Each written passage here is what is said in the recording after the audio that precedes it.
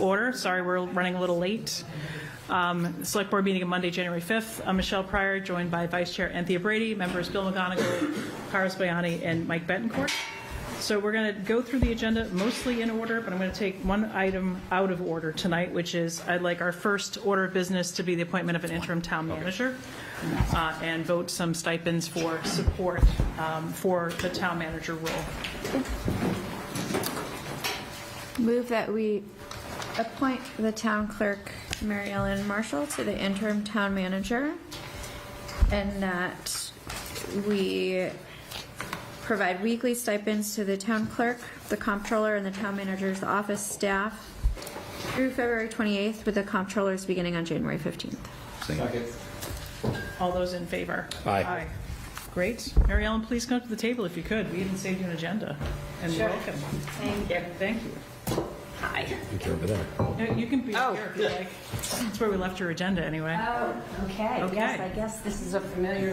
There 15 you go. years ago, but here we go.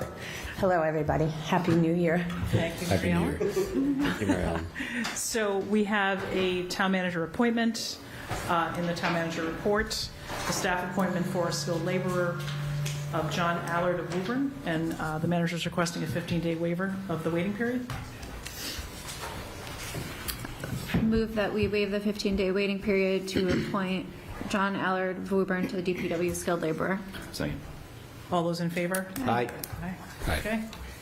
Is anybody here for public comment? If you are, please come to the table.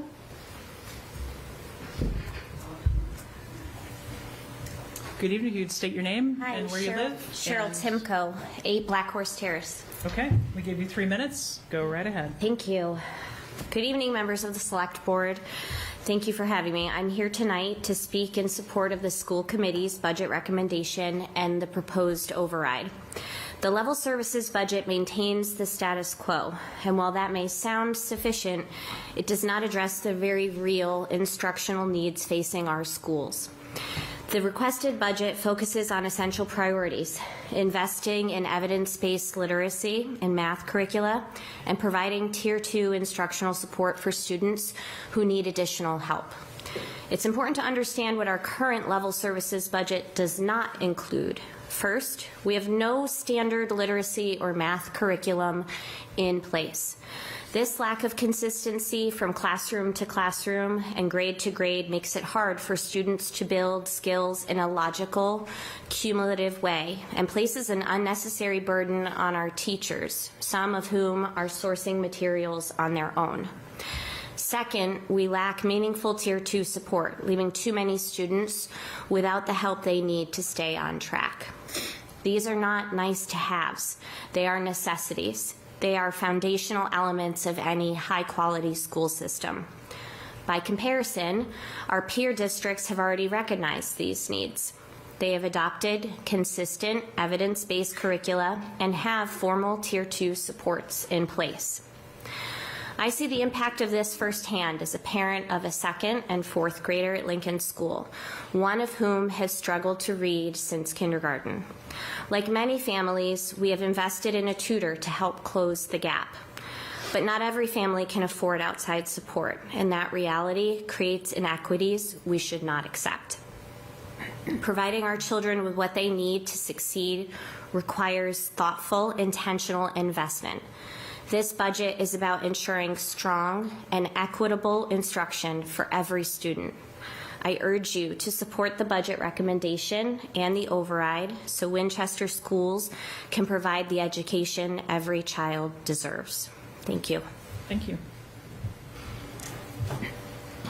And the next hand, come on up.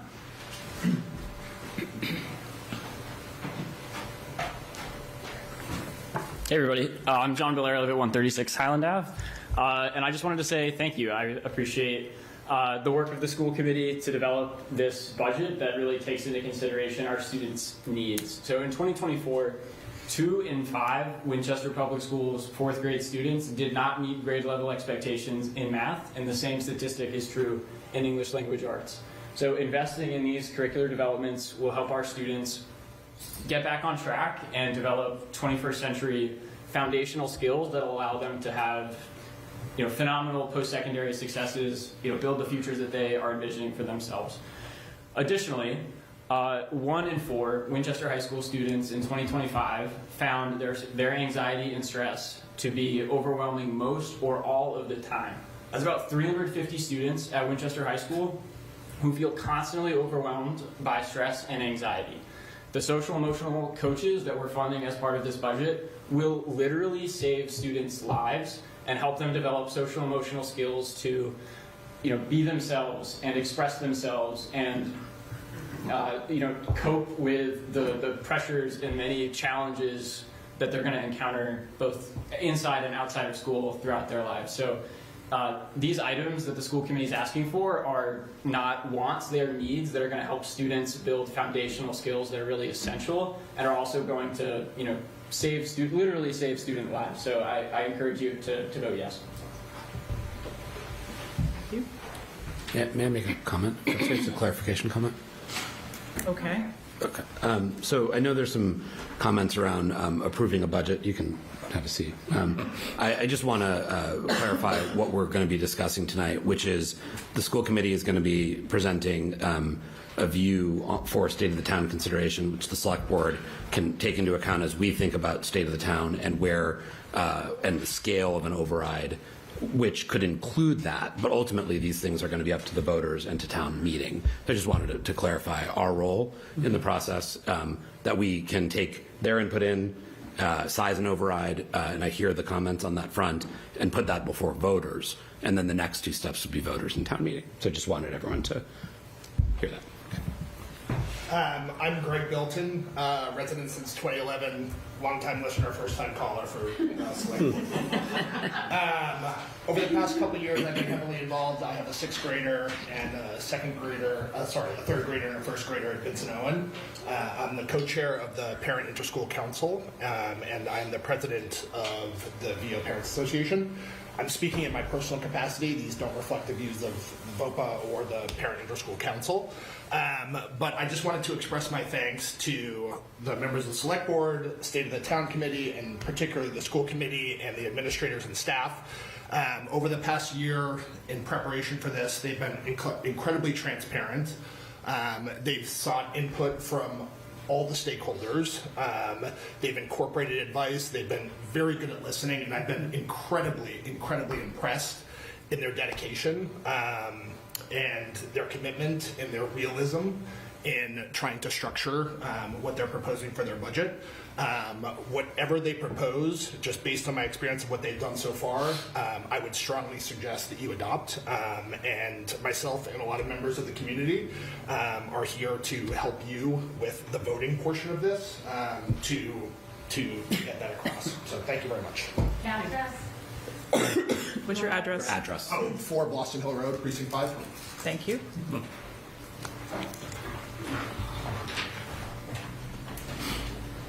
Hi everyone, my name is Nora Cooney and I live at 10 Oneida Road here in Winchester. Again, to reiterate, thank you all for all your work. I know this has been a lot over the past year getting it going, and we all really appreciate it. I'm also here today to ask you to fully fund the school committee's override request.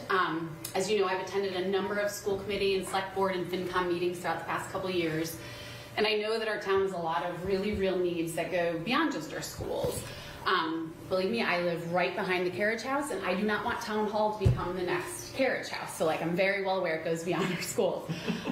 This is our time to make very smart investments and necessary investments that will save us money in the long run and keep Winchester the wonderful community that I know brought so many people back to it, and families like mine to move here and call it home. To that end, I could not urge you more strongly to not be penny wise and pound foolish with setting the override amount. I know there is understandably concern about needs versus wants, and I know that the state of the town has really been considering that and being very careful. But I cannot stress enough just how much the requests made by our schools are dire needs that are long overdue. As someone with a 4th grader who was impacted by the problematic literacy curriculum and who needed years of tutoring to fix those problems and those very recognized shortcomings in our schools, overhauling our district's literacy curriculum is a must. We are an outlier not just in our state, but in our country in having not implemented these essential changes, and our kids and our educators deserve far better. And this just isn't parents anecdotally complaining. The literacy study report could not have made it more clear that there are major problems in our schools, in literacy, but also in the lack of curricular approach in math, in the lack of interventions for Tier 2 students, and in culture. And while initial strides have been made, they are just initial steps that depend on the commitment of years of funding to actually make a real change, years of funding that our schools can actually count on. We can't leave our kids or our teachers in limbo any longer. It's causing real harm. And I've heard people ask, why is our education budget ballooned and why are special education so much? And part of the reason is that costs a whole lot more to remediate a child who's struggling rather than have the proper curriculum, the proper training, the proper Tier 2 support in place from the start. By not spending the money now, it will only serve to cost far more money that you can't avoid down the road, not to mention actually causing harm. We need to follow the research and follow what schools across Massachusetts and across our country are already doing. And while approaching an override, I know there's understandably concern about people who really can't afford to pay that much more in taxes. And I know the state of the town has been taking care to think of how you alleviate that pressure. But I just want to stress that the public services, especially in our schools and their places, they serve the most vulnerable, the people who can't afford tutoring like I could. So the people worried about are the ones who are going to be, in fact, most served by what is requested in this override. And I think it's incredibly important that we fund it now. It's not about frills, it's about the basics. Thank you so much. Thanks, Nora. Anybody else here for public comment? Okay. Thank you. We have the comptroller's report in our packet this week. If Stacy's not here, if you have any questions for the comptroller, please communicate with her directly. So now we will take up our business agenda. The first item is the school committee update, and most of you are here. Thanks for coming tonight. Pull up some extra chairs and come to the table, and we have your presentation. Thank you. As the school committee comes to order, Yeah. as they do that, for the select board, I know we have a budget summit. No one's listening. I know, give it a hot minute. Yeah, too much dancing on. All right, I'll hold on. This is my own daughter, and she's reading. Okay, shall we call for later? Yep. Yes. Can't order too quickly. 8:01. Thank you for that. Just moving his chair.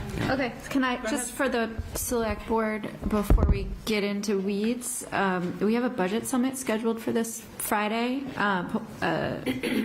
as an upcoming event, which I believe Friday the 9th. Friday the 9th. The school committee would be invited to, and I wanted to propose that we hold that until our new town manager is in place. The budget summit. Let's take it up a little bit later. Okay. Can noodle on that. Well, I think that's it's a good suggestion. I want to make sure we think we're going to have a town manager in place sooner in January than later. So that's my only concern.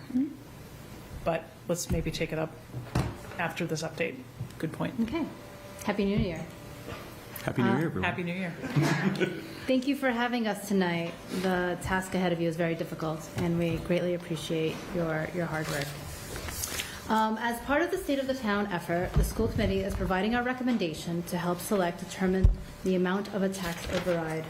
There's a 90-page deck that was presented to the State of the Town, but we were told we only have 10 minutes. So this is a summary of that effort. If you're hungry for more, I encourage you to review the larger document that's in the State of the Town box. All right, so summarized here are months of deliberation by the school committee, the State of the Town committee, consultant reports, feedback from parent associations, pilot programs, accountability data, MCAS, DIBELS, youth health surveys, community surveys, to name a few. How is WPS doing? Thank you for asking. Compared to statewide averages, we remain a high-performing school district, meeting and exceeding state standards. Overall, Winchester gained and in some elementary grades exceeded early post-pandemic baselines. For example, Ambrose was named a school of distinction by the Department of Education. Morocco beat all Winchester schools and all schools in our peer districts, even Dover, even Weston and Lexington, in the MCAS science test with an impressive 88% meeting or exceeding the standard. Go Wizards. However, they tested the lowest in literacy. And the supporting data is on page 12 of the index, but we're going to keep on going. Which brings us, Stephanie, is this deck in the State of the Town drive? this deck is not on the State of the Town drive.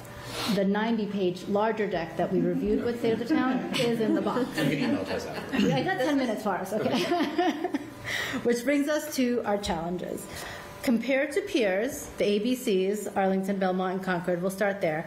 Post-COVID recovery took longer, and it's still ongoing. Literacy scores remain 2019 and even below their 2010s peak. Again, this is a 10-minute presentation, but look at pages 9 to 11 in the appendix. Another challenge. Students not identified as special needs receive less instructional support than comparative districts. Specifically, we're talking about multi-tiered subsystems of support, MTSS, and what we call Tier 2 students. So a Tier 1 student is a student that achieves the standards with minimal to no additional support. Tier 3 have identified learning disabilities, they have IEPs, individualized education plans, and are part of special education. Tier 2 is the biggest of those three categories, and they do not qualify for IEPs, but still need additional support to meet the standard, and this is where we're currently underinvesting. Tier 2 support includes in-class intervention, small group instruction, progress monitoring, assessments to properly identify students and track their success. I can probably comfortably say that maybe 1% of Winchester parents know what MTSS or Tier 2 is.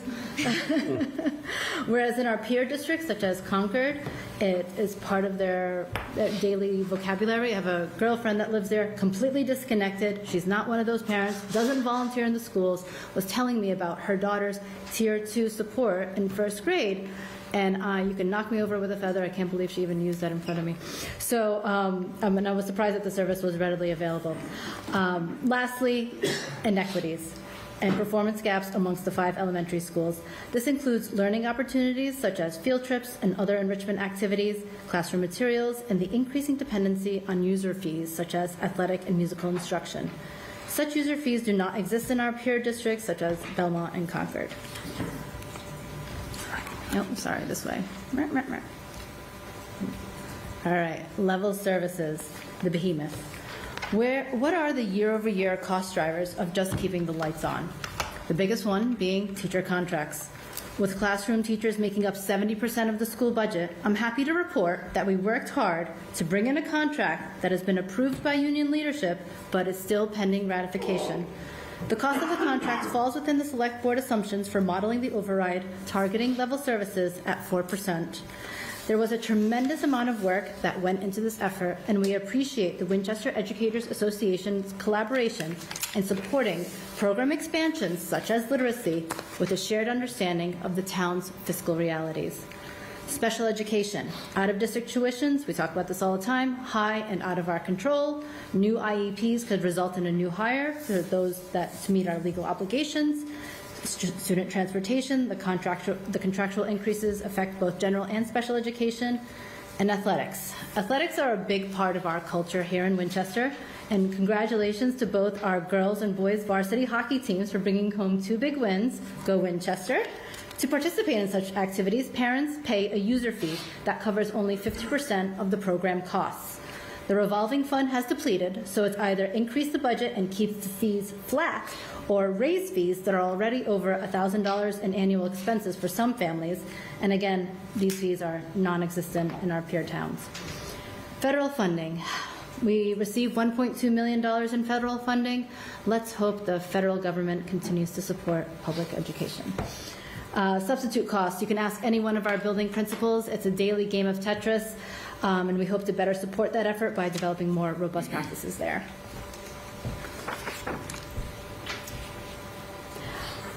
Okay, so through a series of considerable amount of blood, sweat, and tears and soul searching went into making this slide possible.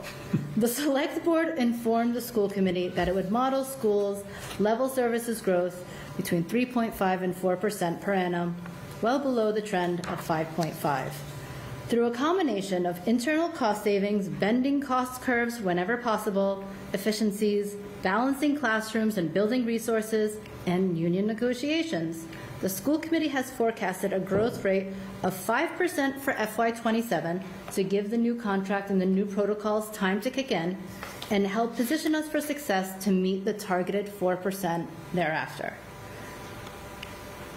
Can we scroll? Oh, no. Thanks. In addition to level services, the school committee is asking for the following essential services.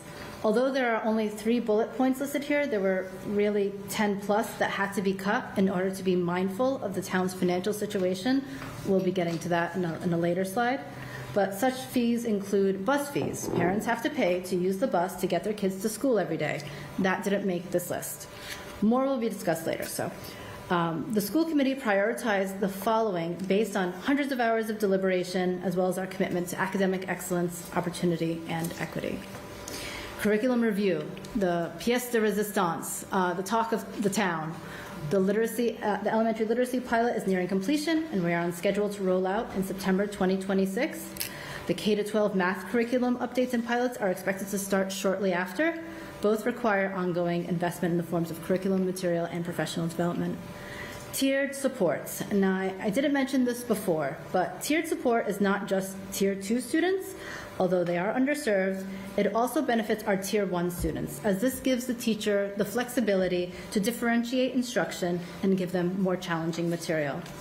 Small group instruction of 3 to 4 kids is more scalable than the one-to-one requirements that are in an IEP, and the hope there is to get students with the help they need with a more appropriate level of intervention. With the introduction of 2.5 math interventionists, we're already seeing some, although a small number, and hopefully that grows over time, of migration off IEPs and into these services that are now available. Equity and, sorry, I lost my page. Equity and opportunity. Now I'm not only saying this as a member of the school committee, but also as the former president of Ambrose PTO and a former co-chair of PISC. Apologies for the acronym, but it stands for the Parent Inter-School Council.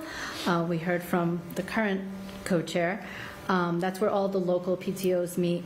And the inequities between the 5 elementary schools is vast and unacceptable for a public school district.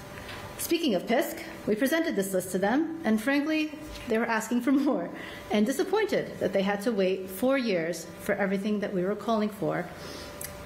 We explained to them that we have to prioritize our ask, and a lot of these items are phased over 4 years to be mindful of the town's financial situation. With that, I'm going to hand it to my colleague, Dr. Timothy Matthews. Are you ready, Tim? I'm definitely ready. Thanks, Okay. Stephanie. Good evening, Let it rock. everyone. So I get to actually summarize all of the needs that we've been discussing for almost 2 years in one slide. So here we go. These are the strategic investments the school committee is proposing as part of our long-term, what we're calling our WPS 2030 plan. These are investments we hope to see included in the scope of an upcoming override. In education terms, I'd say we can call this our summative assessment or argument for those of you that follow the formative versus summative difference, but here goes. This is the product of community and stakeholder engagement, more than 2 years of budget discussions, as well as the visioning process that we carried out in a series of workshops and also with colleagues in the State of the Town meetings over the summer and fall. It shows here how and where we would invest in a way that's grounded in both data and in the lived experience of both students and families in our schools. We were inspired by our friends on the capital planning side of things who are working to scope potential capital investments and so have decided to, in tonight's presentation, categorize our identified needs into 4 major buckets, which you see here on the screen. Bucket A are our core investments, which maintain essential areas of improvement already underway and address inequities. Category B are the investments that will strengthen our classroom-based supports and programmatic offerings to align with best practices grounded in research and mirror more closely what our peer districts offer. Category C consists of the narrow and targeted areas where we believe we can improve Winchester's offerings in areas that mean the most to students and families. And finally, in gray on the right-hand side of the slide, you will see our unfunded needs. Those important needs that we've identified, that community stakeholders have told us about, but still remain to be funded or addressed after this override period. The committee has already made a decision not to ask you to move these forward for override consideration, given the realities of Winchester's tax base and revenue structure. As Stephanie highlighted earlier, Winchester continues to perform above statewide averages, but we do know that our outcomes have not yet returned to pre-2019 levels, particularly when compared to some of our peer districts. That mirrors what both the Department of Elementary and Secondary Education and media outlets have reported statewide. Recovery across districts has been uneven, and literacy in particular is lagging math in many historically high-performing districts. High quality, standards-aligned curriculum is our highest priority, and therefore that's what you see at the upper left of this slide, the first bullet points under category A of core. Let's start with the elementary literacy. This is not a new initiative to you or our WPS families and educators. The work that's underway now represents a thoughtful and collaborative pilot process that's finally nearing its completion, and kudos to all who've been involved in making this a success. We have a full rollout of a new district-wide curriculum planned, obviously contingent on funding, for September of 2026. And research is clear that curriculum changes only work when paired with professional development, which is why you see PD funding explicitly included here. Similarly, ensuring that we have robust, standards-aligned, and shared K-12 math curriculum used across the district is essential. Unlike literacy, math has not yet undergone a comprehensive curriculum review. And some of you may be aware that school committee heard last year as one example that more than half of our elementary educators no longer use the district's official curriculum, which they view as out of date and in need of an update. Across both content areas, ELA and math, Winchester has fallen behind peer districts that made curricular investments earlier, something that many of you know has been extensively covered in media outlets, including the Boston Globe. Category A also addresses the rising cost for substitutes, ESPs, and transportation. Across Massachusetts, districts are reporting substitute shortages and rising transportation costs, particularly for special ed, that are both volatile and legally unavoidable. Winchester is experiencing those same pressures as reflected in the cost drivers discussed earlier. Finally, this category addresses fee equity, including field trips, district-level funding of classroom materials, and reducing what families pay to participate in athletics, given the rising costs that we're experiencing. Increasing reliance on parent organizations and fees to fund experiences that should be covered in the classroom has created growing inequities across the community, and that's something the district has committed to correcting. Some of you may recall my technologically challenged Springtown meeting presentation on our chair's behalf last year. I was trying to play a video that highlighted the story of one of our Morocco Elementary School students whose Share Fair project that the superintendent and I saw focused on the need to offer curriculum-aligned field trips that supplement classroom-based learning. And he had identified that students in different elementary schools across the district have access to either more or less frequent trips because some PTOs are able to raise more money. Let's now turn to Category B, which focuses on our efforts to strengthen student supports. Winchester serves a growing range of student needs. Sorry, Tim, can I ask a clarifying question? Sure. So when I read down the $2,023,000, and then the one-time costs, and then when you go across, so you're adding to it to get to the 3.7. The total operating line is additive. But then the one-time costs you need in all circumstances. In year one. Yes. Okay. Yes. But you need those in all cases. Yes, okay. correct. Again, that's a category A one-time cost. Got it. Yes. So compared to peer districts, we do serve a growing range of student needs, but we feel that in Winchester, students, based on our review of the data, who are not identified for special education often receive less tiered instructional support than in peer districts due to the absence in Winchester of support staff with specialized training in specific areas. The research on this is clear. Early in-class intervention through MTSS is more effective and far more cost-efficient than waiting until students require formal IEPs or out-of-district placements. Thank you, Ms. Cooney, for raising that in your public comment.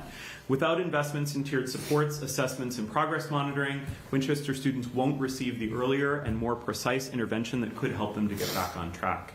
This category also includes adaptive PE, physical education, which picks up a theme already covered in Category A around access and equity. Adaptive PE is modified to meet the unique needs of students with disabilities, allowing them to develop physical skills, fitness, and wellness through adapted activities. Students on IEPs deserve the same opportunities for sport and recreation that other students have and meet their needs. As a committee, we're committed to reducing barriers and ensuring equitable access to instructional support and enrichment for all of Winchester students. Now let's shift over to our Category C package of improvements, which we call Improve. These investments represent our targeted, conservative effort to expand opportunity and engagement in meaningful ways as students progress through the system. They include middle school exploratories, an elective expansion that's been asked for by families at Winchester High School, as well as a secondary theater program. Research consistently shows that expanded electives and arts participation improve student engagement, attendance, and the social emotional outcomes that Mr. Belair highlighted in his public comment, particularly important as districts work to re-engage students post-pandemic. Finally, as I said already, we see on the right side here the set of unfunded needs which the committee is aware of and has considered, but for which we do not seek funding for you to authorize as part of this override. These include eliminating athletic, music, and transportation and preschool fees, transitioning away from the district's bring your own device policy through the purchase of district-wide Chromebooks, further investments in class size reduction and classroom supports, and additional central office capacity that's often highlighted, including by our finance committee at town meetings, to better align Winchester with peer districts. We as a committee have chosen not to move forward and ask for any of these items at this time because of our commitment to fiscal responsibility. Our point in including them here is transparency, though in some case they do represent clear gaps and significant pain points for students, families, and educators across the district.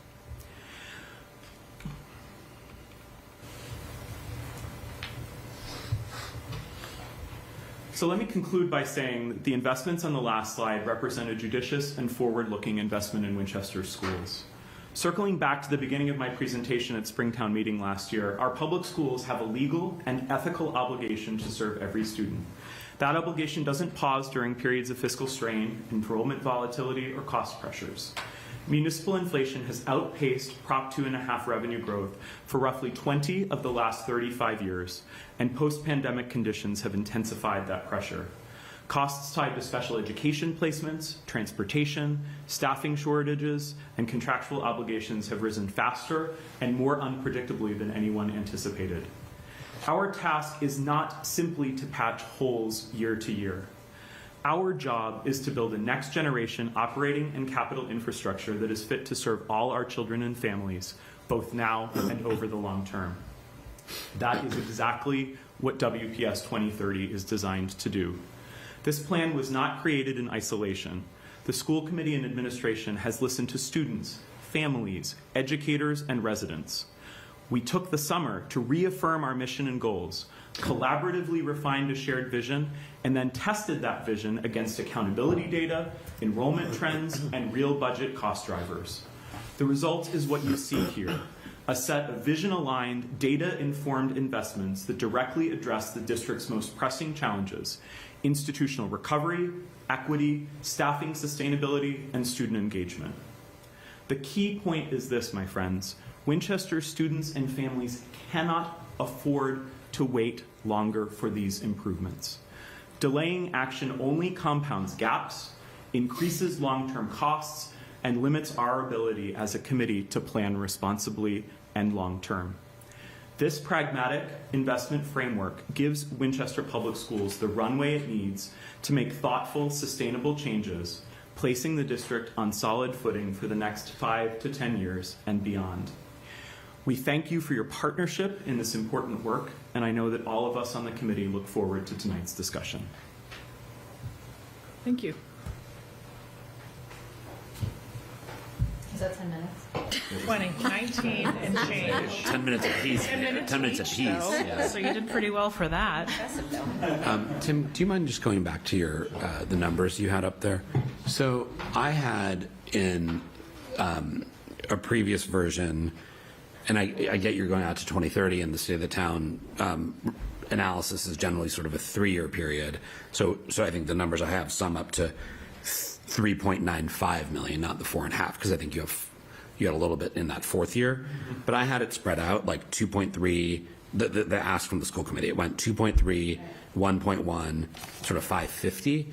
And here, obviously, it's shown as packages just sort of summed up. And then the one-time costs are identical. But so I guess my question is, is it spread out over that 3 or 4 years, or, and you just didn't show it for the sake of brevity, or is it front-loaded and, or cut out in some other format?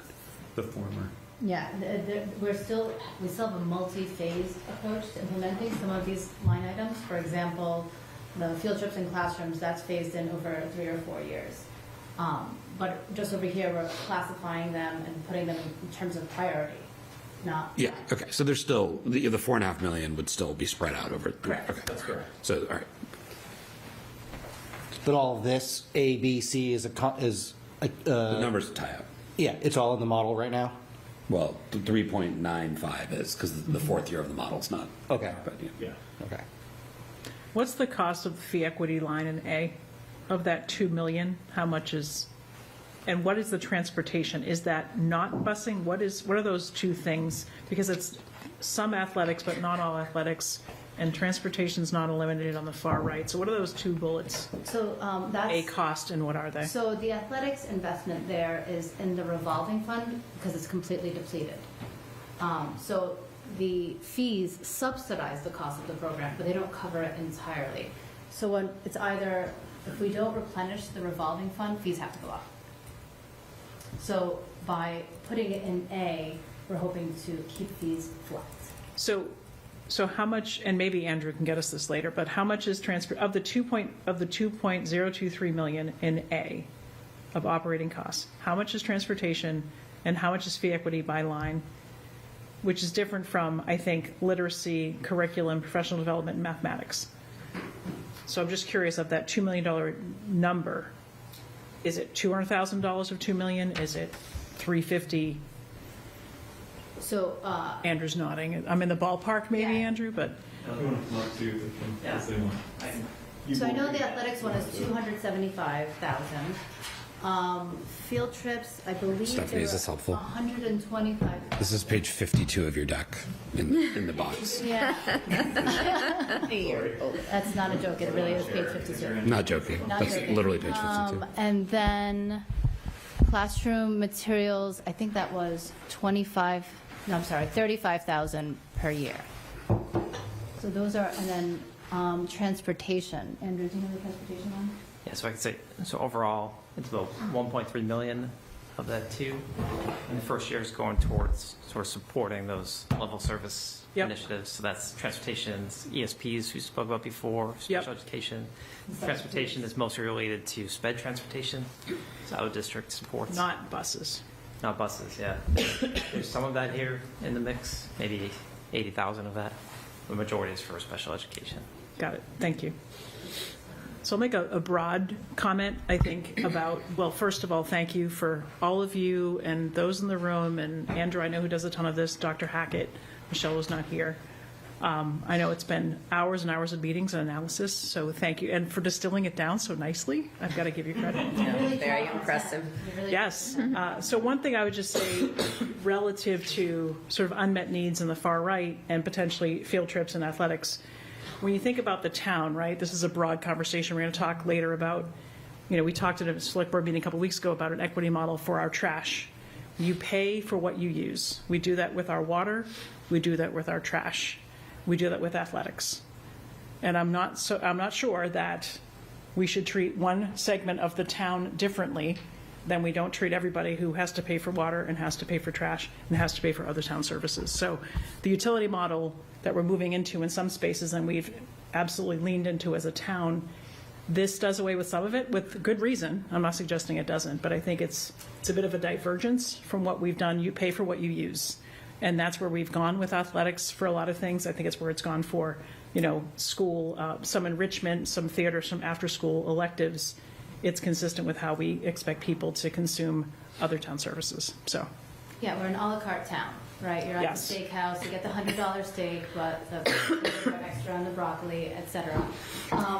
However, with the unfunded fees, we didn't put them in this category for a reason, right? They're not prioritized as A, B, or C, but specifically for fee equity, these are things that happen during the school day, like a field trip. It happens during the school day. And classroom materials, same thing. There can be discrepancies even between classrooms within the same building with how a teacher is supported with those materials. And Can you explain that? So athletics, I understand, that's after school. Michelle's point is that is not part of your athletic fees core. are not being eliminated. Yeah, but that's so I think there's three different types. Let me But I think that's important because not all equity is the same, and maybe that Michelle's point, some things are more truly elective, maybe some things are less elective. You've lumped together some things there, so maybe Well, I understand that. I think what I would say is that field trips and classroom materials are definitely, it's a very clear thing.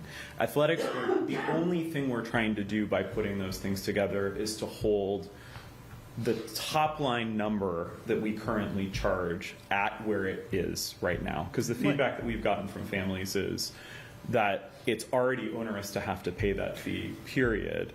But I think there is a level, we have decided that there is a level beyond which it would be much more of a burden. Like if we start to grow beyond that level, it would become much more of a burden on families. What's the current athletic fee per student and per sport and per family? It's $400 and the cap is $1450 per fam. Per child. $14.50 for children, I believe it is, and $400 per individual. Right. Thank you. How much of that bullet, though? Because what I heard, at least I think I heard, and I had heard this at a previous discussion that Dr. Hackett was presenting at, I don't know, some number of months ago, that the field trips are occurring. I don't know what classroom materials refers to. Maybe you'll enlighten us. But the field trips are actually occurring during the school day. Right. So it's like the actual educational program is different based on the school, which is that's different based on the fundraising capability of that PTA. And so the question is, how much of that bullet is that, which is like actual K to 12 minutes that you are reporting to DESI as like your instructional time? How much of that bullet is in that category versus something that's really isn't quite an after school program? I think there was 175 or? I think Mr. Moran's Oh, yeah. Yeah, but you got my question, right? Because Yeah, we have that breakdown. I can share it with you, the whole list.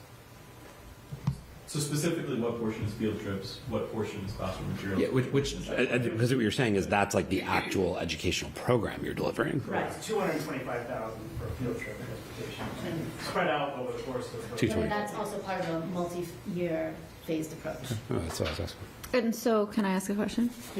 To Tom, Stephanie, Bill, maybe lesser Karen and Tom. Have your kids gone on field trips this year? Yes. Not this year, last year. I've gone on 2 this year. You've gone on 2 field trips this year. First day back? Oh, no, not. I'm sorry, in the current school year. You might want to. Since September, have your kids gone on any field I've been trips? on only one You may field want trip to this year. decode this for people watching. Which schools? So I'll you're get there. referring I know. Yes, my kids have gone Bill on doesn't field know trips what during day this it school year. is. My kid has not gone on any field trips during this school year. Correct. Lynch students have a robust field trip plan that they're so just to make clear that there are different, not only is it the ability of the PTOs or parent associations to cover the field trips, it is also that the teachers need to plan the field trips and understand what money they have to work with for transportation. The field trips that my child has been on have been in Winchester primarily. The field trips that they have one that traveled to a play in Stoneham, right? So when you're talking about fee equity in this manner, to like put it very clearly, it is different across these 5 elementary schools, and I think it is really important, and I know it was pointed out by who is now a 4th grader at Morocco student, that it's clear to our kids too that they're not going on these field trips. So I appreciate that that type of thing is considered in fee equity. under this kind of column A. And I'll just make the point to Michelle's comment. I mean, yes, it is the way Winchester's done it in the past. I think we have to ask ourselves, and I think this committee has had a discussion, and ask ourselves, like, is this okay? And I think for certain areas, we just don't find it okay anymore. I mean, I remember we were having a discussion with the playgrounds at town meeting, and it was, highlighted that elementary schools have gotten new playgrounds because of fundraising by those elementary schools to actually build the new playgrounds. And I, as someone who, has thought about this a lot in the field of education, I just don't know that. I think there's a dividing line, to your point, which is the point you're trying to make. There's a dividing line between the stuff that's, actually instructional and is going to be impactful for kids versus maybe some of the stuff that we I think have kind of come to a conclusion as a committee about like where we want to put that dividing line, right? And you may come to a different conclusion. That's I completely appreciate that, Tim. I just think for this, and this is where you should be. I mean, I think that's where you are as a school committee, and the select board's going to be somewhere, and the voters have to decide as well. I'm just suggesting that, and I'm trying to quantify the number, which is if the ask is X, and it accrues to 4,400, 4,500 students, and we want the town to say this is where we want to be. Yeah. I appreciate that's where you want to be, and I can certainly see all the argument for it. I think we have been at our La Carte town. We have done and we will continue to do those things in other utilities and other services. And I think it's appropriate to highlight.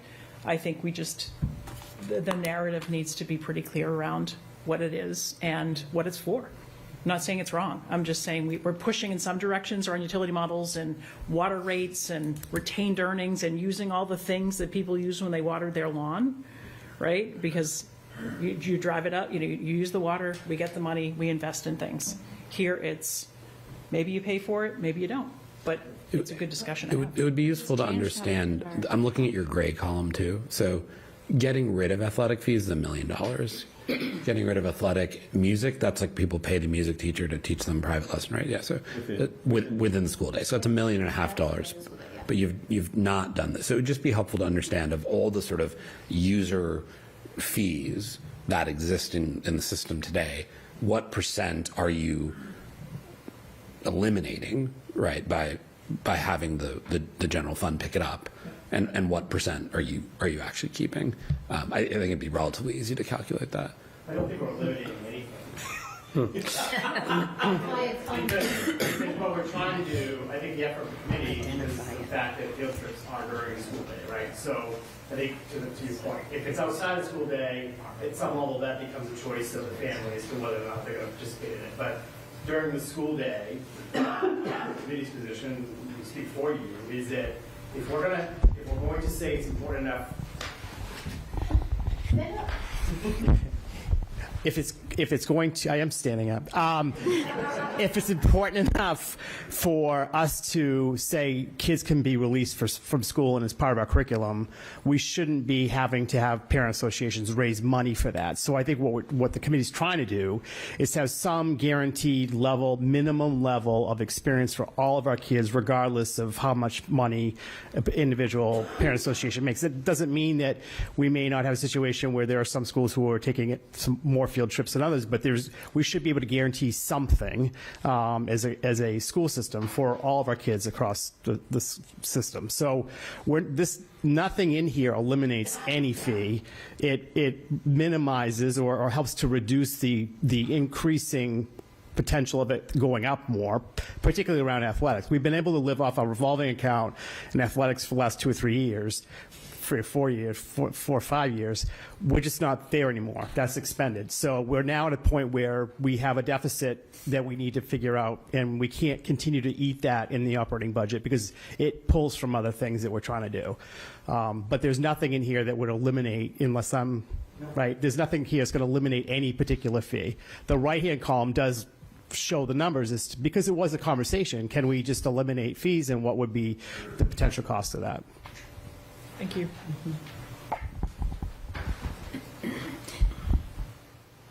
Can you tell us what are middle school exploratories, please? Generally, loosely. Middle school exploratories. Where are you seeing that? Column C, first Have bullet. a Oh, sorry. policy. Do you want to talk about that one? So, I mean, it's undefined as of right now, but what the exploratories are electives that kids can explore, right? Things that are of interest to them. We just don't have a lot of those opportunities. So tech, for example, is one of the things that is an exploratory at the middle school. It may be more tech, it may be more something else. We haven't defined what it would be, but what we're saying is that we believe the middle school curriculum and program we just don't have the funding and the resources to be able to provide more opportunities for kids to explore things and topics outside of just the core content. What current elective type activities do they have in the middle school? Tech would be probably the best example. I mean, depending on how deep you want to go into saying what's an elective would. I guess From art. non-academic. band. But it could be courses. academic based too, right? So we could have elective courses that are more student driven, student interest driven, that are connected to. It could be connected to English or history. It could be within the content, but it's not part of like the core requirement for kids at the middle level. Much the same way we operate the high school. So they have, Karen, you're saying they have art. I was just Music. going to say that some of the exploratories that my middle schoolers have had have been like art or band, drama, a drama class, a general music class. Gosh. One just popped into my head and it just left. Well, physical education, but all the kids World stay, language, right. etc. Okay. But I think more recently there have been electives that have been offered in the last 2 years. So just giving the kids more of a choice to get them out of study halls and to give them options to be able to do different things that were of interest to them. So the specific sort of feedback that we've gotten, and this came through the parent surveys that went out and student surveys and educator surveys, was that kids are sitting in study halls too frequently because there's not necessarily something that they have that they can go to during those periods. And so, one of the things we did this year was to try and deal with. It was a very poorly named thing. We called it. What was it? Middle school schedule improvement or something. And what that actually was that we had shared resources across schools. And the problem was that they were then locked into specific time periods during the day when they could offer those. And so it wasn't necessarily possible, if students had a conflicting thing they had to take at that time, it wasn't necessarily possible to actually have them take that thing that they wanted to take. And so what we were doing was actually making it possible for us to contract with those people such that they were either a full-time resource in one place or a 75%, whatever it happened to be, but basically to give them the option to offer more sections at different times. And so I would say that both the exploratories as well as the elective improvement, the thing we've consistently heard from parents is that their kids are in need of other kinds of, whether it's not being in study halls or there's a particular content area that they want to take. In the high school we've definitely heard, why don't you have this particular AP class? And it's because we just don't have the staff, time, or resources to offer that AP class. So that's the kind of thing that we're covering both at the middle and high school levels. This is not a right now question unless Andrew has it very readily available. How many kids in the middle and the high school are doing a study hall that they shouldn't be taking, or they're taking a study hall in absence of being signed up for? I think that would be hard because it also depends on the number of absences, like staff absences. As a course schedule. versus saying, it's a Baseline is what you're saying. Yeah, how many kids have in their schedule something that's a study hall that would or should or could otherwise be an elective opportunity, but Yeah, we'll have to. is like that? It's very few at the middle school. That sounds like it's not very few at the high It's school. very few at the middle school that have a study hall scheduled in their actual daily schedule. And I would say at the high school, one of the challenges isn't that they're sitting in a high school, but they can't take the sort of career-aligned course that they wanted because that's often the time in, say, their language or other another course. So it's, you know, they end up being in courses that really weren't on their roadmap. It's because instead of sitting in an empty room, they're just sitting in a subject that they wasn't one of their choices. So someone's responsible for moving the mouse every now and then, so that Yeah, sorry. Our technology is not as good as yours. We don't have a big fancy screen. as long as there's a keeper. I'll keep going. I was just giving a pause in case other people wanted to jump in. I mean, I'm putting on my previous professional hat. Column B, I think, well, it's strengthened, it is pretty core. I mean, when the report came out on the literacy program, I was shocked, like legitimately shocked to learn that there was no MTSS designed. Like, I have been working in that area since 2008. So I was. You're a part of the 1%. Yeah, I raised my hand. I know what it is, deeply. So I was legitimately shocked that we didn't have an MTSS program. We weren't, there wasn't progress monitoring. I kind of maybe understood that from a perspective of early literacy and DIMPLE scores, but so. You have it in your strength, and I think strategically, as we can't have tiered supports without having a literacy program. We can't progress monitor if we're kind of maybe all over the place and don't have the professional development to understand how to progress monitor. But I think those are very critical to some of your broader goals then of if we have a high quality curriculum and are using this curriculum correctly and identifying the needs of our kids and responding to what they need to get them to achieve that in, as you said, like very preliminary results from the math interventionists, that is going to lead to less kids sort of falling into special ed versus this sort of being able to push in the supports that they need because they might just pick up a concept differently or need more time before something clicks. And it's a more that's targeted critical. approach, right? It's more targeted and effective in a specific area. So an IEP covers all subjects and the entire educational experience, where with something with MTSS, it's like, oh, this child just needs intervention on this specific math concept.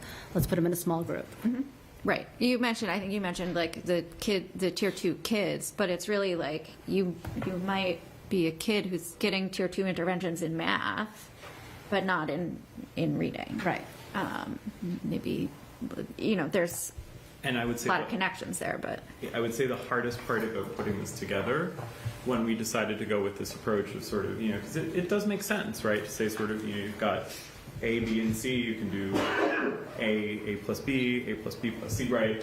But the hardest part about this is it's so much, as you said, of what's in A and B is intermeshed, right? So it's, as another person in the room who understood what MTSS was before I started this, right? Like, the thing that's always shocked me about the elementary schools in Winchester is the fact that these things don't exist already, right? So it's sort of like, it's maybe an extreme version of the a la carte model, right? It's like, it is basically, sort of, it's a partnership between the educator in the classroom and the parent to decide what outside tutoring resources they want to use to try and address the fact that these things aren't funded and therefore aren't happening, right? Because, when you have an increasing complexity of student, so part of what we talk about when we talk about, sort of the experience of the past 5 years and the exogenous shock of COVID was that we actually started to get to a point where the numbers of students with needs rose, as well as the complexity of the needs rose, and kids who didn't necessarily have needs before the pandemic had needs that then needed to be addressed. So all of this kind of happened, right? with the substrate of the fact that there were some missing pieces, right, in terms of what Winchester was offering at that level.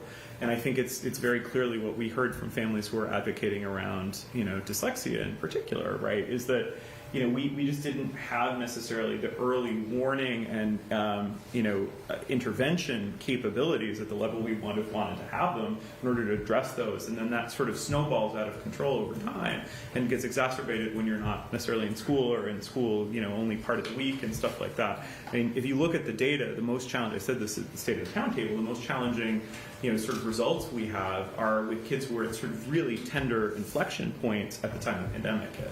Right. So the kids that are in 5th grade right now, who are the ones who experience, sort of, in some cases, very truncated. They were in kindergarten, but they truncated preschool, pre-K experiences, and then hit kindergarten right when the pandemic had schools, closed or hybrid. Right.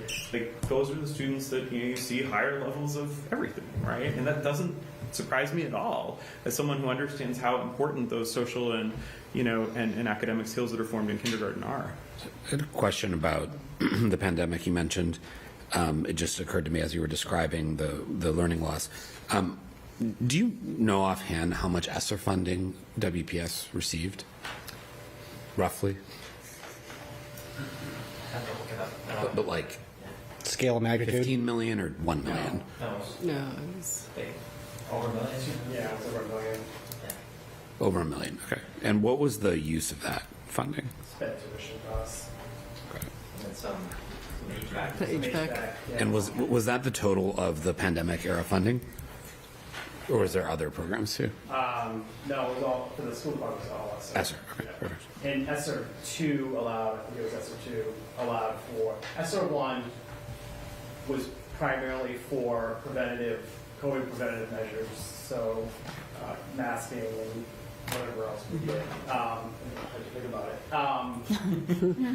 Then ESSER 2 did allow a percentage allocation, I think it was 2 or 3, allowed a percentage for facility upgrade. So we actually put money into, along with the facilities department, some upgrades in HVAC units and that kind of thing.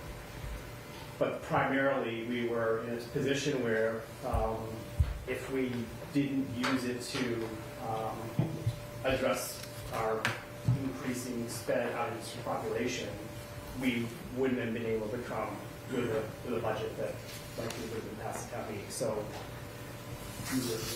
in hindsight, I'm not sure I would make the same decision today, only because I don't think that I think it kind of hid the need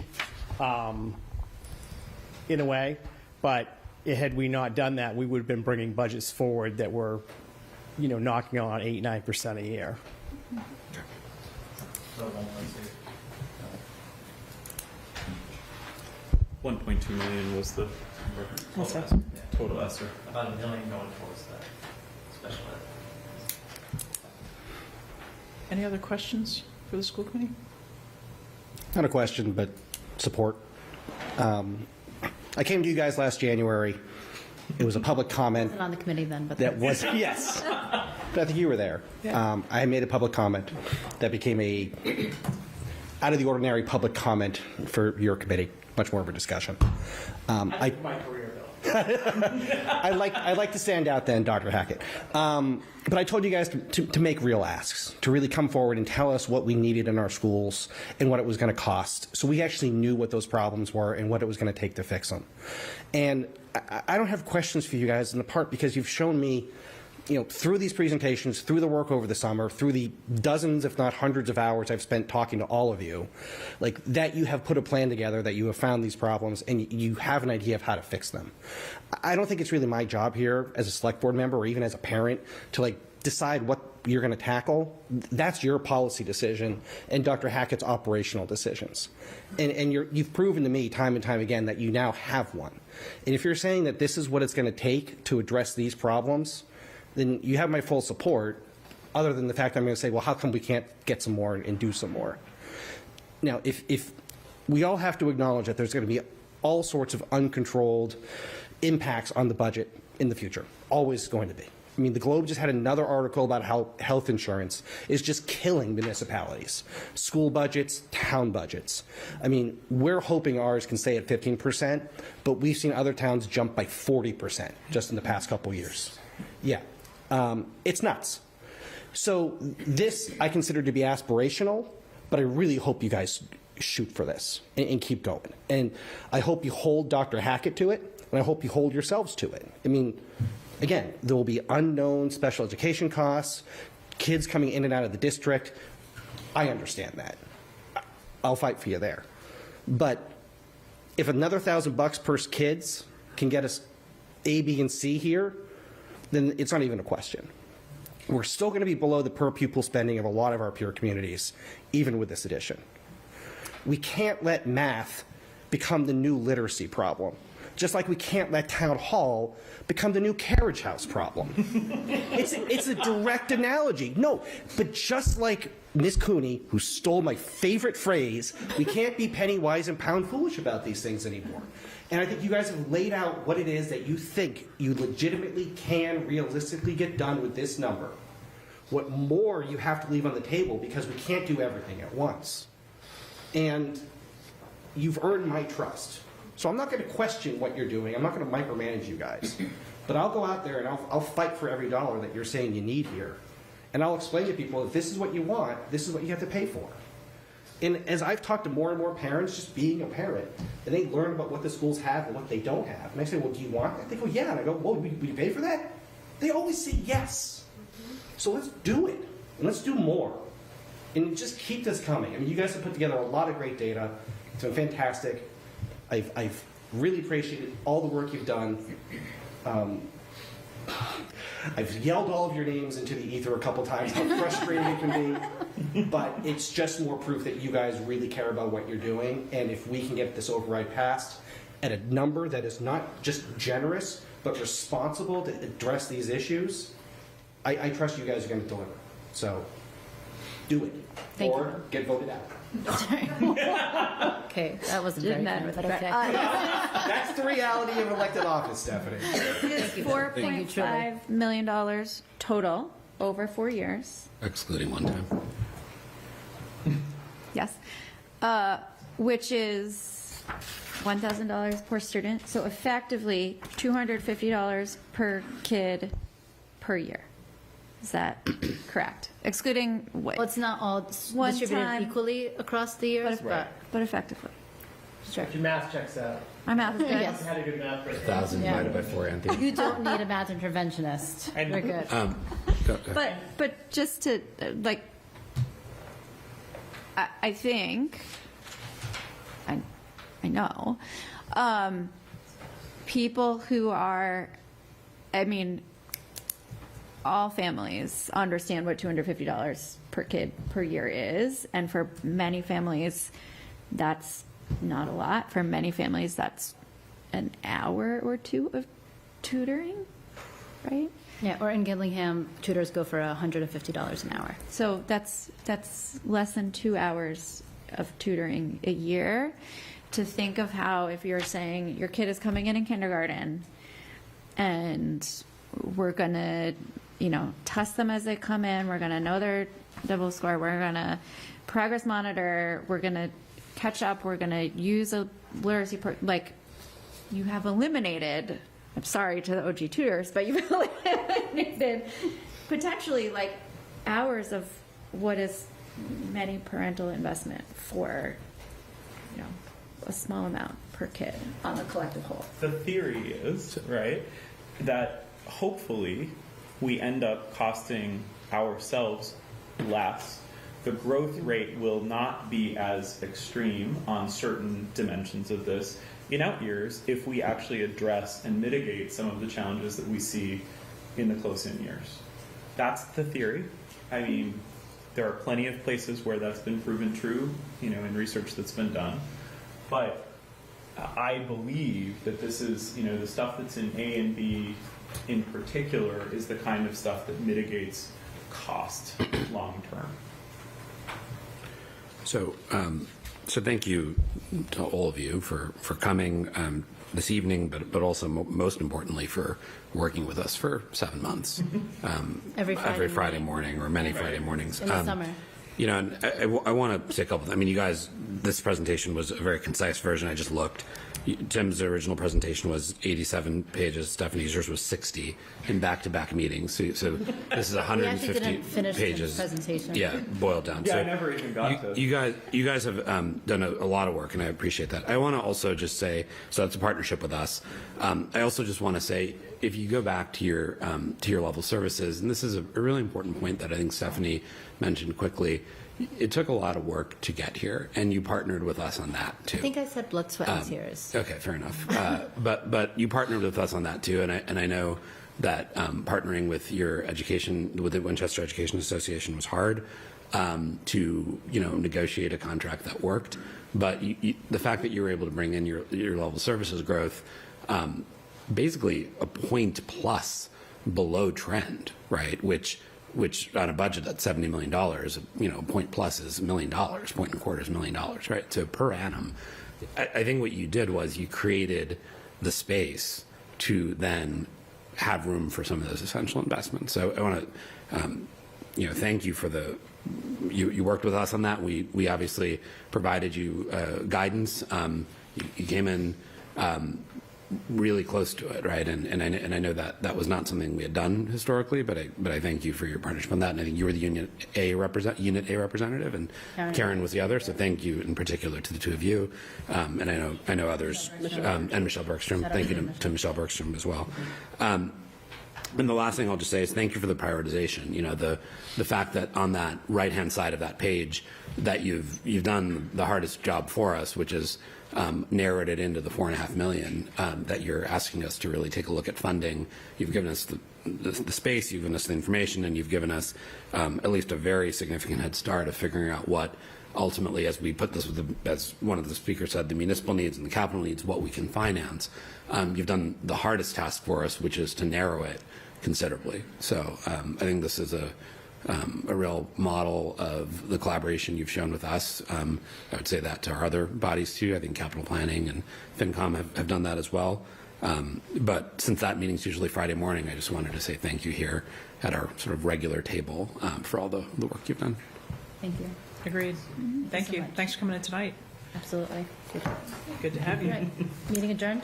Yes, Well, we can adjourn. You can do yours. Sorry, school committee meeting. So moved. All in favor? Tim, can I? Do you want to move back? Nah, just give him the mouse and the keyboard. Thank you. Yeah. Thank you guys very much. Thank you.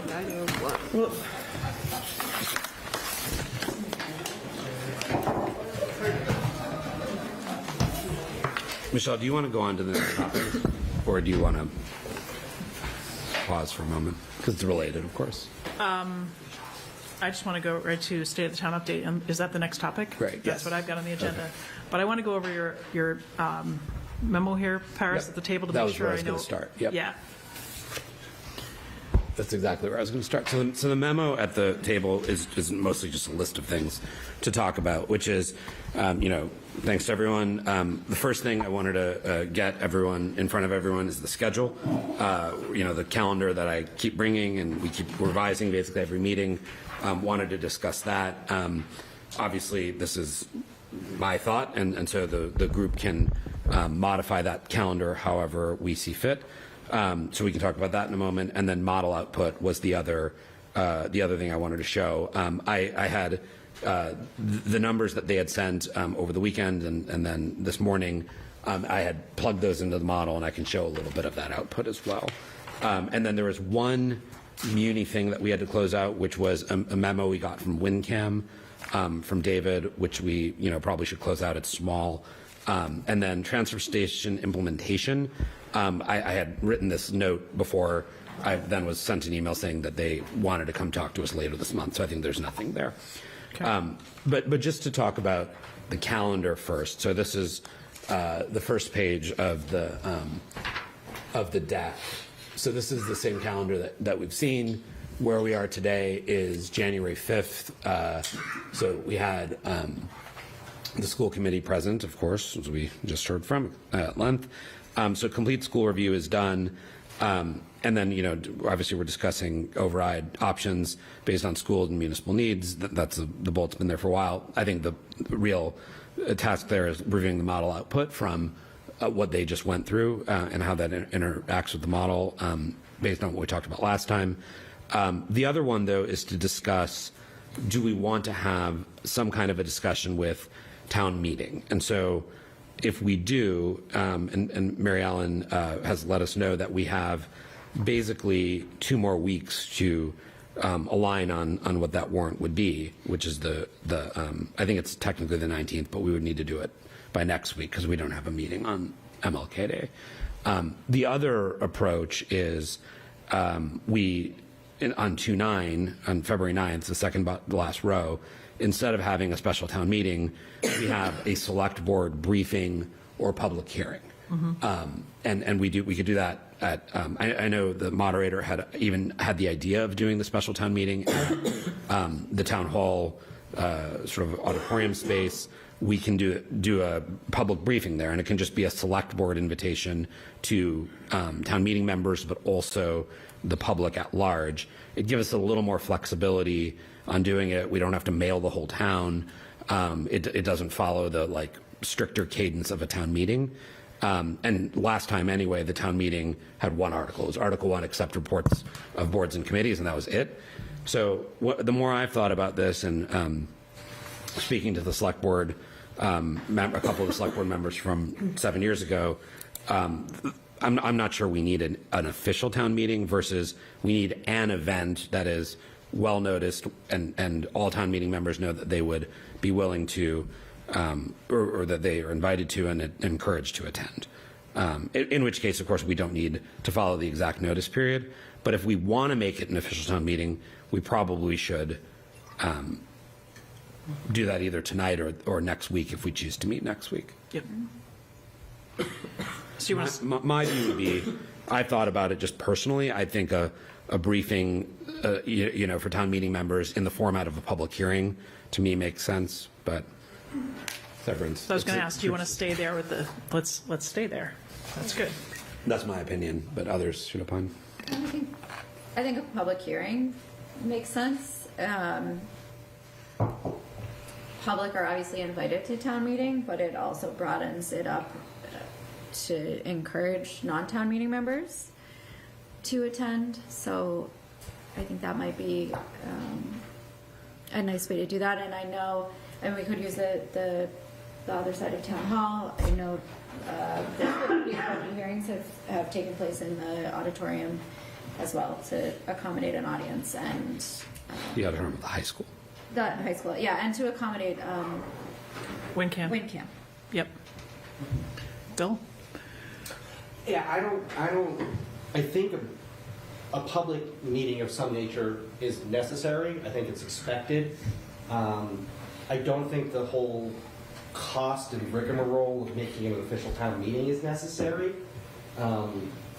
It actually might demystify it a little bit to get more people to show up who aren't just town meeting members, which is good. Kind of with Anthea at the end there, I would just lean towards keeping it at the high school auditorium because I think that's just better suited to large public events and already wired up for WinCam to just switch and have a screen and everything else. Probably just easier to do, but I'll defer to Mary Ellen on that if she says what's easier. Well, at all. Well, the setup, if you're going to use the high school from an AV standpoint, is still going to be the same, whether it would just be that you wouldn't have options tech for any kind of official vote. Yeah. There probably wouldn't be a vote anyway. Yeah. Well, no, you need to have a vote to adjourn and open. Yeah. So, I mean, you could just do it the old school. Not a town meeting, or you could No. stand. Yeah, right, old school. Mike, what do you think? Yeah, I think I'm partial to having a town meeting. We've done it in the past. I think it engages the right people. Certainly, we can do both. We can have a public hearing as well. I'm just worried that, especially this time of year, that we won't get a lot of people in attendance at just an invitational, open invitational style meeting. So that's my concern. I think most of the town has not heard about this yet. So, I think town meeting is a way to kind of send a ripple effect out to the rest of the community to tune in, because it's going to be happening very quickly. So with the short time going into the vote, I would say town meeting, and then be very intentional about our outreach through other public hearings, and using Town Meeting Members Association and the parent associations, the Council on Aging, different stakeholder groups. Mary Ellen, are there any other town meeting business that you're aware of? Any other committees coming back with updates? Any burning citizen petitions? I'm just wondering if there's a reason to call a public meeting for other business in the town that you're aware of. I have not heard from the moderator necessarily, but nothing that I'm aware of at this time that would fit. I mean, they'd have to decide very quickly by the 19th that they quick. have a topic. Yeah. The notice, for what it's worth, it's generic. It just says Article 1. Right. To hear reports of town officers, Finance Committee regarding the state of the town, the budget outlook. So I guess it has that. Yep. Yeah, I mean, it is traditional that we have had a special town meeting when it is, well, historically, I think there may be some others, but generally speaking, it's a practice that people are familiar with. So the question I would have, Paris, is on Tuesday the 27th, Wednesday, February 4, Monday, February 9, what would the January 27, February 4th meetings, how would they be different from the Select Board's public hearing on the 9th? Would it just be other opportunities to hear more about it? I think those would be more like what we did this summer and this fall, right? So I talked to the chair and vice chair of the TMMA. Those are just dates that we've put placeholders on. Those were, I think we got about 40 people to attend those, 20 roughly each night. We held them each time. We held them twice. And Michelle, I mean, you came to some of them. I know Stephanie came to some as well. And they were just more conversations with the 40 or so town meeting members who had the clearest desire to have opinions expressed and have a two-way dialogue. Because when there's 18 or 20 people on the screen and 5 of them want to ask you a question and you have a half an hour to talk to 5 people, you present for half an hour, take questions for half an hour, you get into more of a dialogue. So it's for that subset that are more interested in having substantive input and understanding the implications of it, for example, for Springtown meeting. And then the public hearing and the briefing is much more, I think, maybe people could ask a question, but it's just a much more macro format.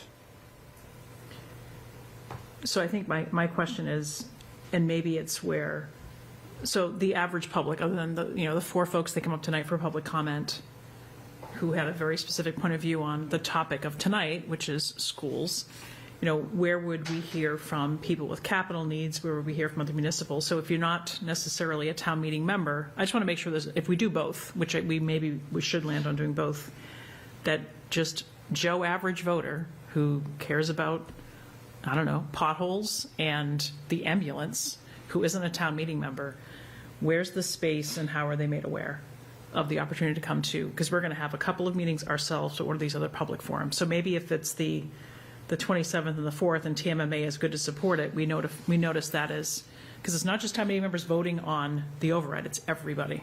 So how do we say that to the broad community, that it's not just Monday nights at this table and it's not just a night at the high school auditorium, but show up in these spaces and show up at these places? So I think the 27th and 4th were intended to be briefings anyone can attend. TMMA just said they could support, they could just support them basically and market them. Yeah, that's why you said public.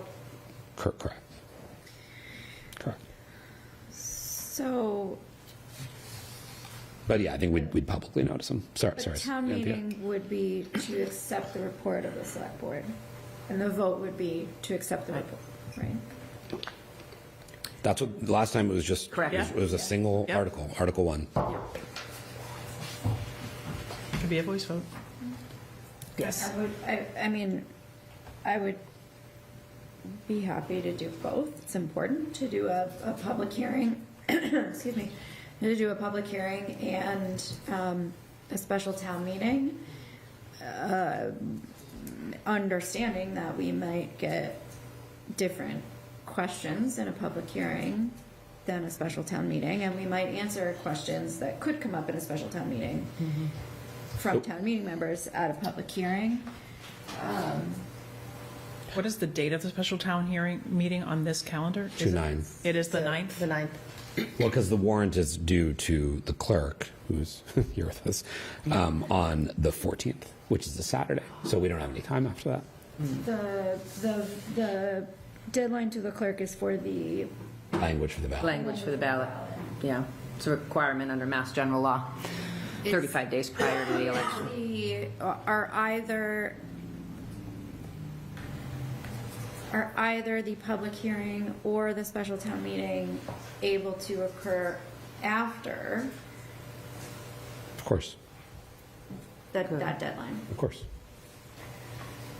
Well, the deadline on February 14th is the That's question. the ballot question. So you'd be talking to town meeting then, saying this is what we submitted, gonna say. as opposed to this is what we're intending. Because in theory, we could still, between 2/9 and 2/14, we can call it Thursday morning meeting if we wanted to. If we did that on the other side, it would just be it wouldn't change anything. it would just be a briefing at that point to town meeting members. And then town meeting, of course, does not, by statute, pick the override figure. They have to vote on exclusions. That can actually be done after the fact, too. They don't vote on operating override. So you could do the special town meeting on the other side of it if you wanted to. Then you're going to be talking to them much more about the implications on spring town meeting only, not about, if they have an opinion on the number's cast in stone at that point. Now, granted, if we've done TMMA briefings at the end of January and early February, that was their chance to opine. Right. And that's the thing. If we've done a public hearing, that's also their chance to opine. Correct. Yeah. So that might be an approach. It's a short runway to do both a briefing and a special town meeting ahead of the 13th. Yeah. So there's a couple ways we could approach this, right? So if the 26th is a night it's our sort of second to last chance to pick the number, and I would hope we, for the sake of planning, try to get it done on the 26th, at least tentatively pick a number. We could do a public hearing that night, which is 3 weeks from today, right? We could add it to Monday the 26th. Mm-hmm. The other idea, which was in real time just messaged to me, I'm going to disclose by a longtime town meeting member, is that we could hear Article 1 and then adjourn after that to an open public hearing, and we could do that together in one night. That's another idea. So the question is, do we want to push the public hearing into February, or do we want to do the public hearing on the 26th with the day we at least tentatively vote on a number, maybe we vote finally on a number, and then on 2/9 we do a special town meeting? So I think we should plan on having 2 meetings the week of February 9th, or two hearings in one night. Can we do it? We could do a public hearing maybe on Wednesday the 4th, but I don't want to push a public hearing closer into January until we've had a chance to coalesce around something as a board. Okay. So we can agree, though, tonight, if we think there's some interest in having a special town meeting, we can agree on that and then decide where does the public hearing fit. Does it fit on the 4th, the 9th, or Wednesday the 11th? But we should try to have it thereabouts. Go ahead, Mary Ellen. Do you have a notice requirement for select board public hearing, and is it more than 48? It's simply 48? It's not 7 or 14 under the statute? Okay. No, special town meeting. Special town meeting is 14. Okay. Okay, just want Okay, to so double check. what's our plan here then? So People, yeah, if there's a motion for a special town meeting to occur on the 9th, we should just debate that, and then maybe we think about the public hearing side do of we want to things. do it on the 9th, or Anthea, were you proposing we do it on, say, the 16th? No one is going to be here on the 16th. Well, Okay, the 23rd. One reminder, traditionally, we've had the town meetings Monday, Thursday. However, if those dates don't work, as long as it's within the timeline, you could have it on a different weekday. You're not tied. Yeah, but I think Anthea's suggesting you could go on the other side of the 14th. So the question is, do we want to do that? That's a policy choice, right? Could go on the other side of the 14th, or we do. Wednesday is the 16th, right? You do it on Yeah, the so 23rd. that's a whole weekend. You could do it on the 23rd, though. Yeah. I mean, I'd rather hear from town meeting members and from residents, what their opinion is. We're talking about doing the public hearing beforehand. No, I understand the public hearing, but I'm just saying as far as town meeting is involved, I'd rather not push that, further out. On the number? Yeah, on the date, right? Is that what you were saying, pushing it further out in February? That's the idea. Yeah, I feel like that would not, that just pushes it closer to the vote, right? Which is, you've got vacation in there, you get a lot of people not. I guess the question is, what's the purpose of the town meeting? It's to brief them on the implications of a successful or unsuccessful override for spring town meeting action? And to listen to what they have to say, so. But we've never had TMMA before, right? That's the major difference correct. From the last override and every previous override, is we have actually a mechanism to hear from town meeting members now. We actually did, I think, 9 separate meetings with town meeting members in different presentations last time. So, and I think that was the idea, to create TMMA, to kind of formalize that process. So we certainly did have that outreach. It was like every night for a few weeks, but it was productive. But we've done 4 briefings already for TMMA members, for town meeting members, right?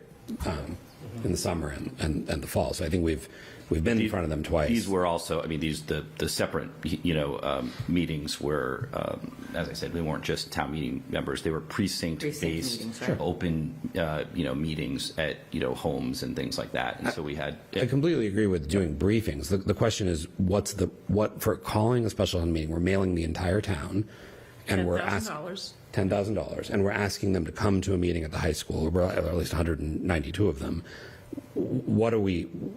What's the purpose of that, is what I'm asking. I think it's to hear from people and to validate our work, right? And the process going into, a pretty substantial vote. So, and I think last time that was very successful. People that had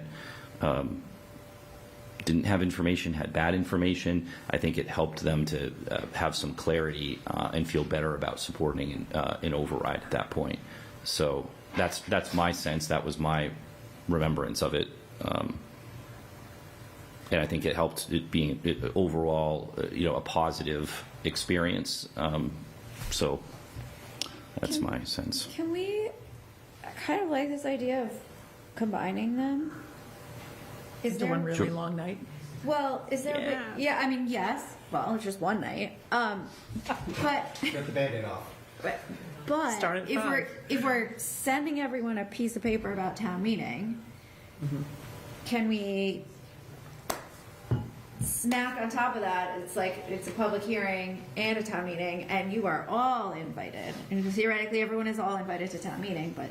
And make it clear that there will be a portion of it where people can get information and ask questions. And because I'm just like, what I hear you on, like, it's important to sort of do this town meeting briefing and notice and ahead of the number.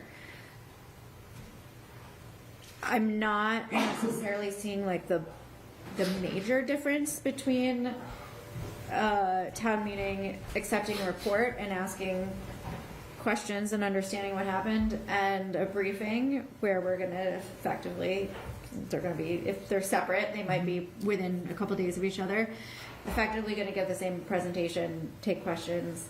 So I guess I'm wondering if we can combine this into sort of a single event, not keeping us from doing any other variety of briefings, engaging individual precincts, but I don't know if I'm seeing like a really clear line between a publicized, very big public hearing and a town meeting to hear the report.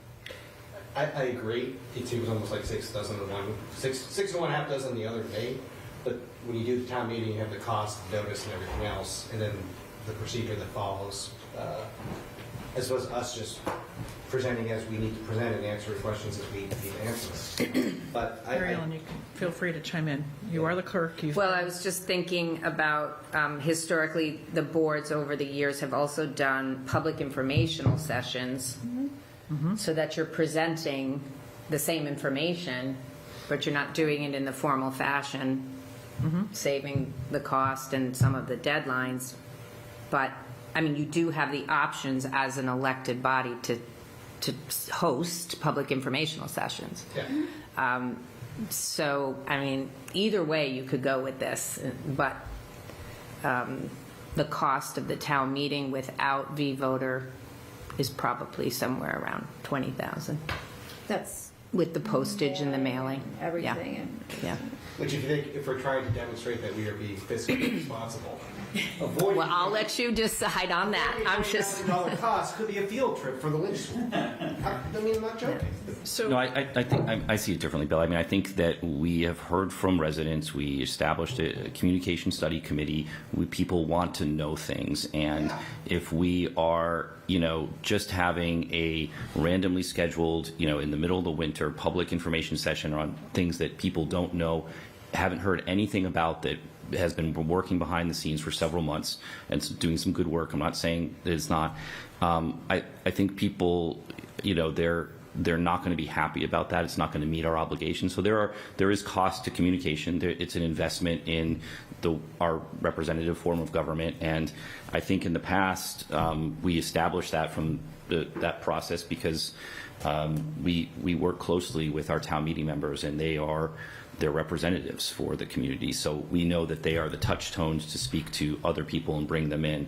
I don't know if I was a resident and I wasn't involved in all this crazy stuff, if I would get something in the mail and be like, I got to really go and hear about this, I probably would just file it away. Town meeting members, I think they meet their obligation to be there in person and communicate with their precincts. So I think we should, we have to meet Friday morning, whether we keep the budget summit or not. That's a fair point by Anthea, but we do have potentially a contract to finalize, another request that came in for exec. We could put a pin in it for tonight and see if we hear from town meeting members between now and Friday about their interest in having in that forum, in that place. Can we narrow it at least to a more simple, because I think that's a good idea. So what if we took this up, whether it's Friday or Monday, and we decided, can we agree it's on February 9th? Yes. And so then the question is solely, should it be a notice town meeting? I'm going to go with Anthea's thing, which I think my senses will agree with, which is it's a notice town meeting with a cover sheet that says there's also a public hearing. It's like a dual public hearing town meeting. That's like one approach. And the other approach is it's just a public hearing, so we're not mailing the town and we're not convening town meeting. So that on 2/9 we'll do one or the other. It's either a public hearing or it's a public hearing paired with a town meeting. Can we narrow it to that A/B choice? Or it's just a town meeting. But I don't think That's not the, option C. Why don't we not have option C? It's just a town meeting, because then we have to pick a different date for the public hearing, right? I agree with that. Okay, so let's just decide in the next. Because Mary Ellen, we need to tell you by the 19th, like definitively, right? Can TMMA, TMMA, if you're listening, can TMMA They're listening. do a quick poll? Send a poll to their members? I can do that as town clerk. Yeah, you can. Please do. Thank Poll you. our town meeting members to. I'm going to create the kerfuffle again. Thank you. Okay, the phone's going to ring again. Not just the school committee that forgets to move the mouse. Okay. And then The one other thing, with the calendar here. Yeah. There's a couple other things. So do we want to meet on the 12th, I guess is the other. So what I had said in an email this morning, which all of you saw because it went to the whole State of the Town Committee. So I did get almost there on getting the State of the Town report together. Bill, thanks for some of the edits and the opening. Stephanie, thank you for your edits. And big thank you to Steve Engel, who's been working with me on it. That we hope to get done tomorrow and get out to everybody. We were thinking, Michelle and I talked about this last week, and it was in the email that she sent around to this board as well. Do we want to convene a week from today to sort of accept that report? And then the other idea is, so schools, I think we've got the information we need. Municipals are business anyway. If we want to invite capital back in, that's probably the other data point we need to have one more, in my view, one more conversation with. So if we meet a week from today, that could be the agenda, which is accept the report, have a discussion with capital, because then the 19th we're gone anyway because of MLK Day. And then we're back on the 26th to have a real debate. With that. That's a concept. So, Dr. Hackett doesn't like that? Personally. Actually, no, I do have a question. Go. Oh, Hold on. wow, you were so close. So the budget summit's I had it. I moved pretty quickly. so the budget summit's Sorry, not part of State of the Town. Like I just put that No, on there for. I know. I want to just talk about the budget summit for a minute. Would the school committee and primarily superintendent, because it's your budget, be okay with that not happening this Friday? You tell us where to show up and when to be there. Thank you. Up to you. That's what I like to hear. Decide with that. I'm not here the next 2 Fridays in January, so it would push it out to the 30th for me. That's my concern with not having it this week. Does it have to be on a Friday? No, but traditionally it's been on a Friday, and the first Friday in On a January. Saturday before. Yeah. So that row, do you guys want? Can we defer that, Anthea, to you and Michelle to figure out? Well, I think my proposal, so coming to the reason why I just said that is because if we choose not to hold a budget summit this Friday because our new town manager won't be in place until later this month, and I think it's important to do that budget summit with our new town manager involved, otherwise he'll miss it. Do we need to meet Friday morning regarding contract and some of the other things, or could we just do that on Monday? Can we leave that to the two of you, maybe? Well, the reason I wanted to have us figure out the town manager budget, contract by Friday, was to not wait till Friday and say, start on Monday the 12th, right? It was to have it, give him But we could just have a session for that purpose on Friday morning. Yeah, Okay. via Zoom if needed, right? yes, So we could do a Zoom that was my thought, exec on Friday morning. at 8:30. I think Patty's already noticed, or at least Okay. polled the group for that. Yes. So I'll leave budget summit to Open. Open. Yep. Perfect. So are we agreed we'll meet a week from today? Because we had talked about that, and Michelle's in your email over the holidays too. Because I think that would give us if we get the report out tomorrow, that'd give people a week to read it and give comments on it. And then if we can invite capital in that night, I think then we've set ourselves up to have a conversation on the 26th to meet. Are people free?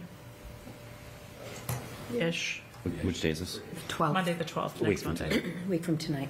Keep my Mondays open for you guys. It's a good plan to me, Paris. I think that you're I right love that we that. need to have a good conversation on the 26th. The point I was going to make earlier was that we need to all be ready to come in on the 26th to have that conversation, and I assume you'll be making yourself available. Crawl through the spreadsheet if anybody needs to crawl through it with you. I'm always available to go through this. I know you. I do. You need more time than you probably have. And I appreciate it. And we have to just be committed to coming in on the 26th prepared. And I think having a meeting on the 12th to review the capital and review the report is a smart idea to have that happen and be successful with it. People, you're free? No, I like myself.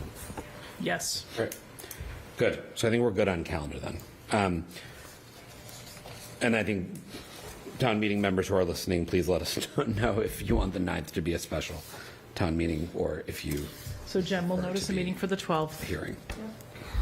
I'll work on the agenda with you. Okay.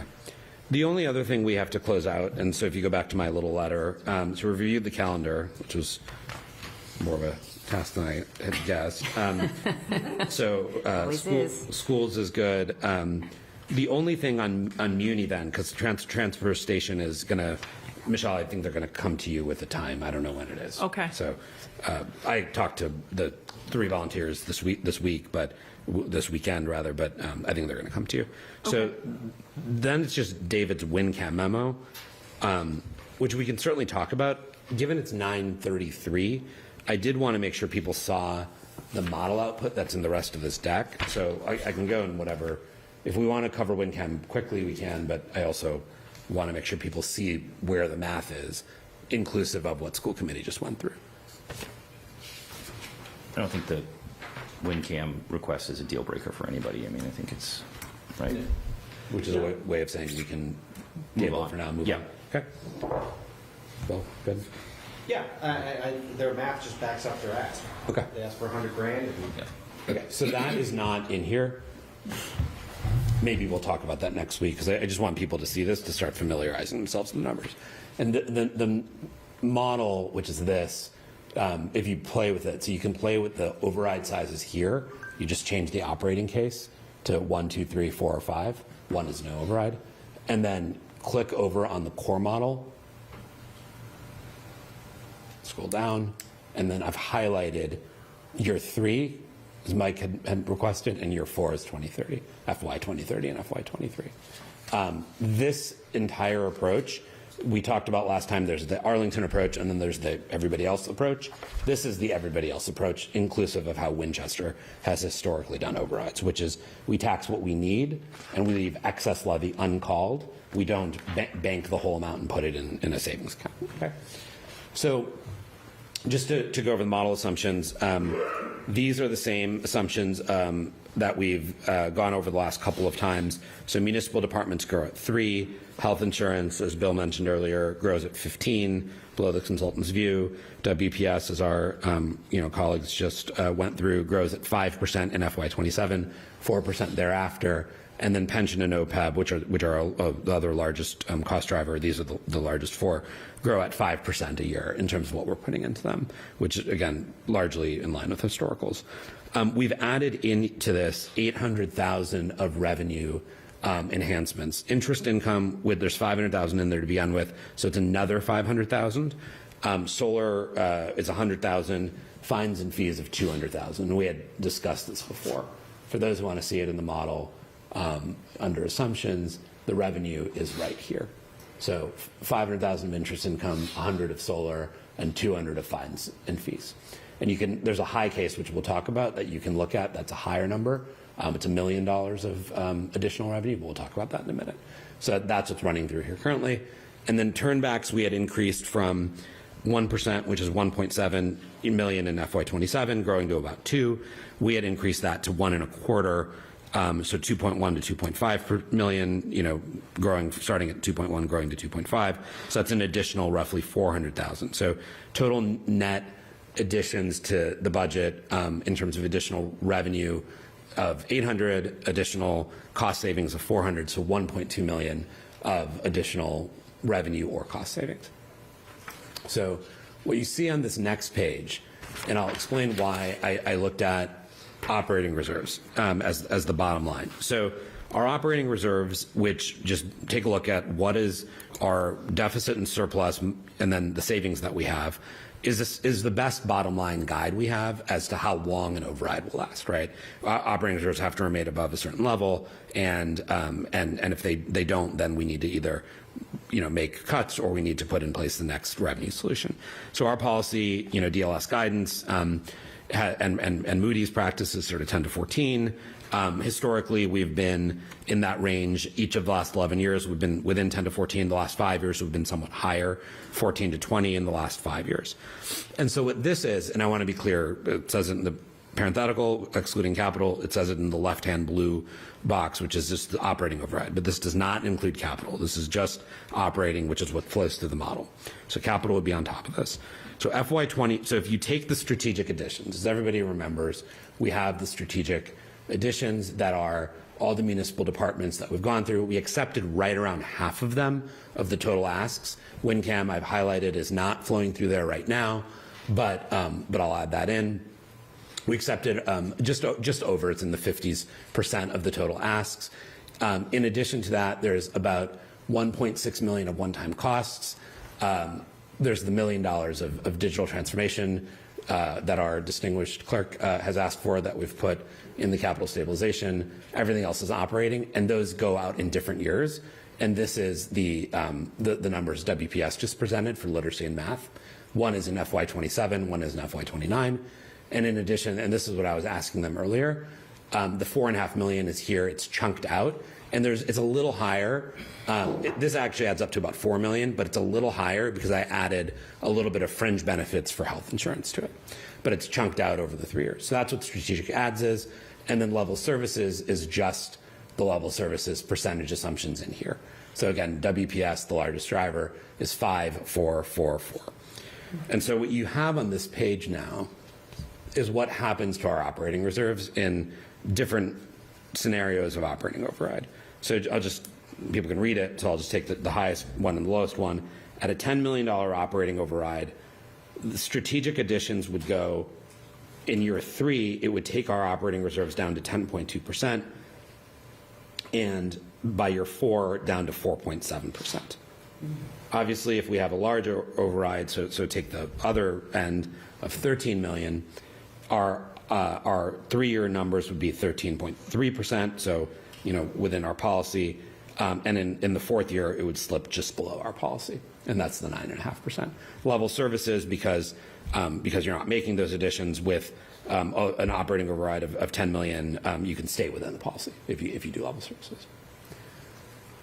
What I also wanted to show is, let's take that set of assumptions on page 3 and add what's in red. So this is the previous set of assumptions, except what we're adding to it now is what you can see there. So an additional $500,000 of revenue/cost to be determined. Everything else is the same. So now we are going to sort of 1.7 million. Again, some of the interest income, I think it's fair to count, maybe a third of it or half of it.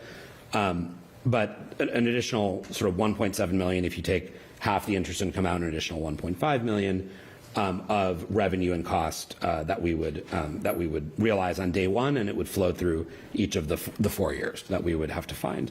The only state of the town initiatives that can save a sum of money in the $500,000 range are, and I went through the whole report, are the transfer station commercial rate increase, and I suppose you could argue volume increase, but the rate one is clearer, and OPEB cost sharing, which is the amount of premium sharing we're doing with our retiree healthcare population, which is all municipal employees, but also all teachers. I would add to that circuit breaker, asking the schools to leverage 25% of their circuit breaker in the course of a year. That's $600,000 to $700,000, which would be almost all of their one-time costs, or it would be all of their year 3 column C wish lists.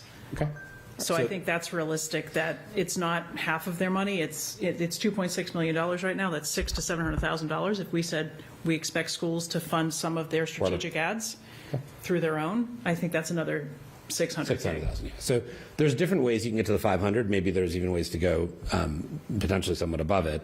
Obviously these would, whether it's transfer station commercial rate increase and OPEB cost sharing, we have to have 3 votes for that on this board.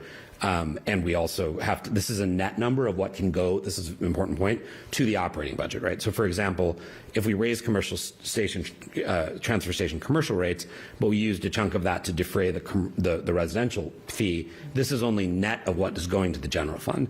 Similarly, if we changed OPEB cost sharing and we took some of that savings and put it into the trust to fund the trust, this is only going to be net of whatever we don't put in the trust and we divert to the general fund.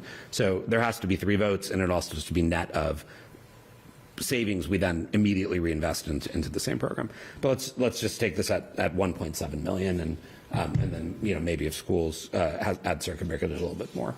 And so I wanted to show what happens to the operating reserve scenarios. So again, the $10 million override, which in the previous case was 10.2, on a 3-year basis goes to 10.8, and then the 4-year goes from 4.7 to 5.5.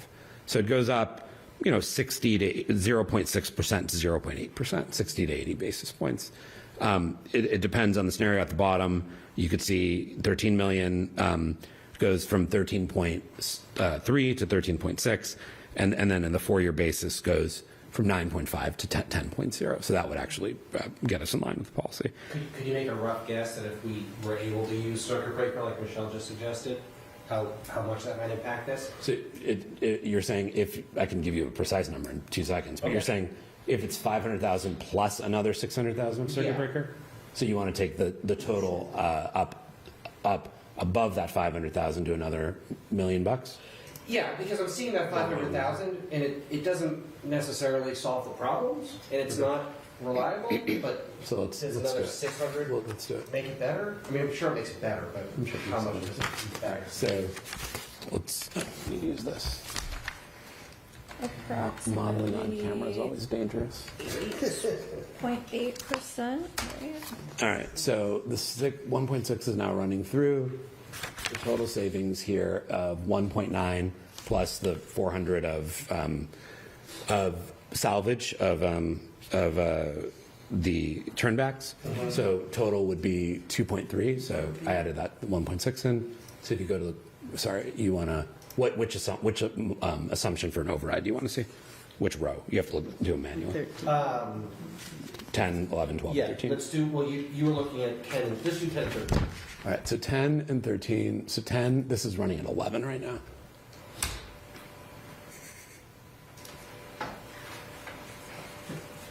All right. Goes to 11. Is this final? Like Spinal Tap, It exactly. goes, well, let's see. It goes from 6.5 in year 4 to 11.5 in year 3. So this So it's like 10.8 goes to 11.5. 0.7. 0.7. Yeah. That's pretty significant. Yeah, for sure. So, I mean, you can even just, Anthea did it a much less painful way than that, which is, she said 500,000 gets you 0.5, so 700,000 gets you 0.7, which is probably a more intuitive way to have come to that answer. But if we're looking at dropping roughly, year over year, right, 0.7, 0.8 per year toward your baseline that you don't go, it gives you potentially almost another whole year of an override. Oh, for sure, yeah. The question is really if you go back to this, Right. the question is really, so we have to have the initiatives and then the support for 100,000 solar, 200,000 fines and fees, $500,000 of other things. I think the only ones I found were transfer station and OPEB that have that scale, and then to your point, Michelle, another 600,000 or 700,000 of school circuit breaker. So you'd have to have all of that for the number that you just asked for. Yeah, I mean, what I'm getting from this is the work's only going to be just beginning. Yes, We I would can't, agree with that. The override's not going to be the be-all, end-all solution to our problems, unless it's huge. And it won't be that huge because it's just politically impossible. But it needs to be responsible enough to solve a lot of problems, and we need to continue to look for new revenue. But we can't necessarily rely on revenue alone because it's not predictable, it's not reliable, and it's not nearly at the level to solve all of our problems. And so we need to kind of face that reality when we start picking that number on the 26th. Make sure it's one that's going to last and also accommodate for the unforeseen shocks to the system like the insurance issue. So that, I guess my opinion, looking at this model and living in it for, the last 6 months, is that it is, to me, both and, right? It's, I mean, you need, and that's why, whether it's the work our school committee did on the discussions that they've had with the Education Association and partnering with them, or some of the retiree benefits or the transfer station and an operating override. And, Michelle, it's a good point on, is there something with circuit breaker? And then you look at, solar and fines and fees. It's kind of like you need everything to me. Oh, yeah. There's not $10 million of new, to Bill, to your point, there's not $10 million of revenue we haven't found yet that we're like, oh, there it is. We're going to go shake a lot of trees and find $10 million to drop out. We're not. So but I think we all understand we need the override. It's a question of the size and the length. But I think we should try to grab and squeeze where we can, because some predictable revenue is flowing in. Some I think we need to go after. And we don't need to be optimistic and hope that everything's going to be perfect, but I think we should be realistic, because we're going to have surprises on health insurance and something else. We're going to have a happy accident of some other investment earnings some year, or some happy accident of motor vehicle excise tax. So I would say unfortunately we have happy accidents. We have some unhappy ones too. What I would say though is, to me, this kind of a page, and to me it's both and, is that the select board, as part of this plan, those aren't easy votes always, right? And to me, it is important, if we're going to go after some of these revenue and cost items. I mean, they are uncomfortable, but just as the override's not an easy vote, neither are the cost. There are no easy votes, and so maybe solar power is the easy vote, But beyond that, these are not easy things to do. But if we're going to have a comprehensive plan, we have to be willing to do the revenue piece, and it's not easy, and we have to be willing to do the other pieces that are not easy either. So, this both of these assume that we're not going to town meeting for free cash for various things in the next 4 years, right? No, not at all. So the way the reason, so the operating reserves, if you look at it, so what happens is, so take FY27. So this year, so the operating case running through here right now is 10 million. I apologize. I was told by multiple people, do not put your model up and start pointing at it, but I'm doing exactly that. So there's 10 million on here. You draw 6.8 of it for balancing the budget. 3.1 remains uncalled, so no free cash used. Okay, the immediate next year, you've implemented the full override of 10,250, and we're pulling 1.7 of free cash. So again, Sorry, I didn't ask that correctly. okay, yes.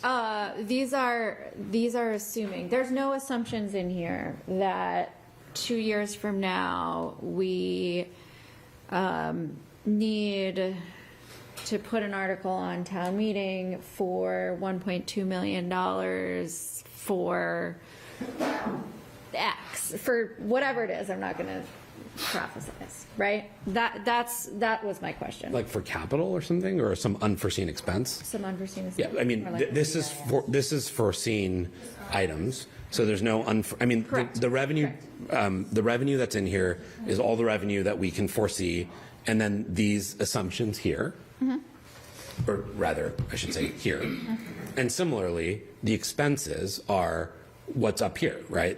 The level services plus the ads. There's no.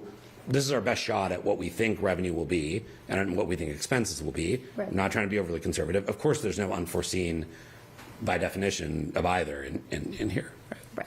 Yeah. So, just to say, we will at some point probably need to do something that is not in this model, and that's going to shift things. And then if you think about, like, coming back to what Capital had asked, you know, if we consider the capital asks versus if we don't consider the capital asks, it's likely that, you know, we're looking at something that fails that needs to have us come in and pull, hopefully not a bridge, but, you know, some other thing where we're going to have to sort of dip into capital reserves. There's things happen. And then we can be hopeful that Mr. Matthews said that maybe if we do these investments in A and B, we save money by year 4. Who knows? Like, maybe there's something. Fast. Medicating Dr. Tim. Mr. Matthews. Dr. Tim. Save a TV show. He answered, it's an appropriate article. Yeah. So I just want people to see. So let's go to Michelle's example, which has got the full. Did this refresh on me or something? Oh wait, here it is. Okay. So it has the full 1.6 running through it, and let's go to the largest override, at least I'm modeling, which is the 13 million operating. By year 4, you get to 10.7, which again is the 10% that we're showing here on this last page, plus 0.7. So Anthea's approach still works of add 0.7 to it, right? But again, that is a $13 million override plus capital. So you're talking about $16.5 million override, right? So that's and that is a very large override, I think, right? So we need to. That's when I look at these numbers, I think about where can we realistically get this to over the next month. We need to keep debating this. We can't hide from these numbers. And what are we going to commit ourselves to, not just from a revenue standpoint, but also beyond that. So. Yep.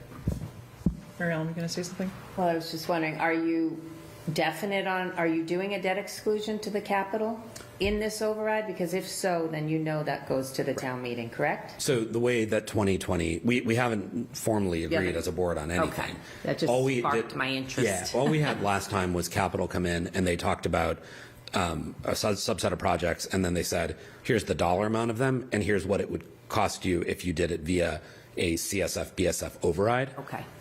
So you could do them either as an exclusion, or you could do them as a operating fund. Sorry, stabilization fund override. As you know, 19 was done as 8 million of operating, Right. 1.6 into the CSF, 400,000 into the BSF. Okay. All right. Thank you. Anyway, on that note, Good with that. I'm done. Yeah.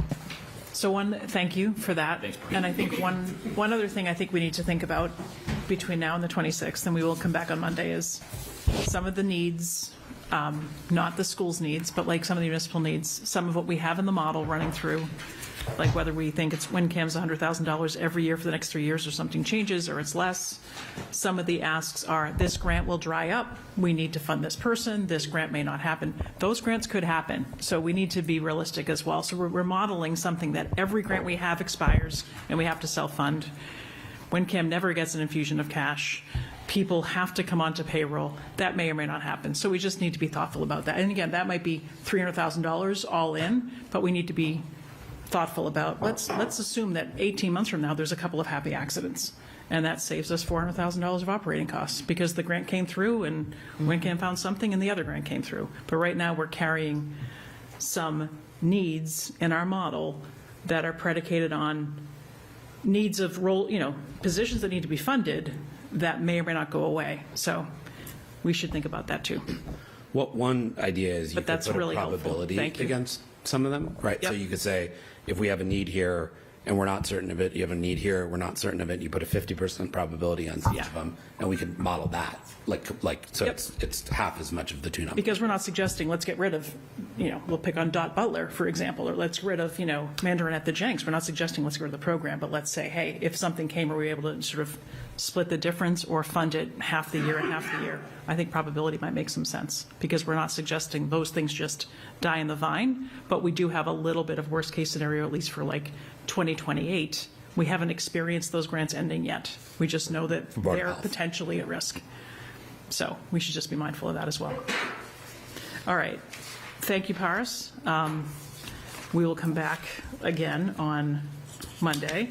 So back to the agenda then. We have interim town manager reappointed. Town manager contract will take up on Friday. Winter parking ban. Do we have any new information that we want to discuss? Let's take that up on Monday, next Monday. Yeah? I don't think Okay. I have any new information Do that. unless others had any feedback on the initial conversation. Okay. And then let's talk then budget summit before we go to other committee updates, and Paris just left the room. So now he's back. So we traditionally had it on the first Friday in January, though true we had it on a Saturday. If we push it out, so when I met with Chris last week in contract negotiations, I said you should watch the budget summit. It would be on WinCam. We could also ask him to show up in person. If we don't have it on the 9th, I'm not around the next couple of Fridays. Does it make sense to have it as late as January 30th, which is when the superintendent budget is due to the manager? That's my concern. I'm not around those Fridays either, this Friday or the following Friday, so that would be beneficial to me. But I was just planning on calling in if I could. Do we need to do it on a Friday? I know we've kind of found that as a decent time to set aside, but We could poll people and see who can, what other day would you think? Like an afternoon? Yeah, it could be even Thursday or something. So I can take an action for, now and tonight and tomorrow to see of all of the committees, capital, schools, FinCom, ourselves, if we said a Thursday at 4 or 3, and Anthony, I'll loop you in as well, let's you and I coordinate on options. If we approve Mr. Senior's contract on Friday, we can loop him into the mix as well, but if it's during his work hours, we'd expect him to be here and participating in that. So I want to be mindful of, folks whose schedules are better later in the day than in the mornings. And then we'll officially sort of call the budget summit, we'll move it, but we'll try to move it to a date certain. And I'll work with Jen, Patty, whomever to get some options out there. But we think maybe Thursdays, other people have days they want to spitball. But we should try to nail it down by the week of the 26th, by the end of the week of the 26th. Because the manager's budget is due the 15th of February. Mm-hmm. So if that's very much FY27 focused. That's like the next year's needs and asks and what are we going to put in. So, okay. Get that budget almost done. I'll take that. I just And did if you it can just send tonight. me some options of other days and times, but maybe we're looking at a 4 o'clock in the afternoon type thing, and generally runs about 90 minutes, and that's where it's been the last couple of years. It's not like one of these meetings that goes 3 hours. It's generally 90 minutes. You hear from each group, and the manager has some different details to plug in. So, okay. Any committee, so that's an action item for me. Any select board, other committee updates that people have? Cable is still doing nothing for another 6 years? 6 years. 5.5 years? Something like that. We still have cable, Cable. in 6 years. Advisory. So I don't know about anybody else, but we pulled up rabbit ears to watch Fox football the last 2 weekends. Literally put it by the window, lift it up, it worked. But that's how we watch the Patriots. Don't throw away your rabbit ears. Who knew? On the radio. My husband's like, I got the thing. We watched it, we listened on the radio. Crazy. Oh, did you? Because Okay. Verizon's in conflict with Fox So- Sports. Circling back to the town manager contract, anybody, I know we talked about this as a group and exec, any scrivener's errors or other changes to please communicate back to town council, who will turn back around a document to us. We will take it up Friday morning. We'll do a Zoom. We have another exec session item as well that I think Patty sent around today. So with anything else, we can adjourn. Anything good for the order? Motion to adjourn. Second. All right. Thank you, school committee. Thanks, Paris, and everybody else for all the work. You want to call the vote? Aye. Thank you. All those in favor?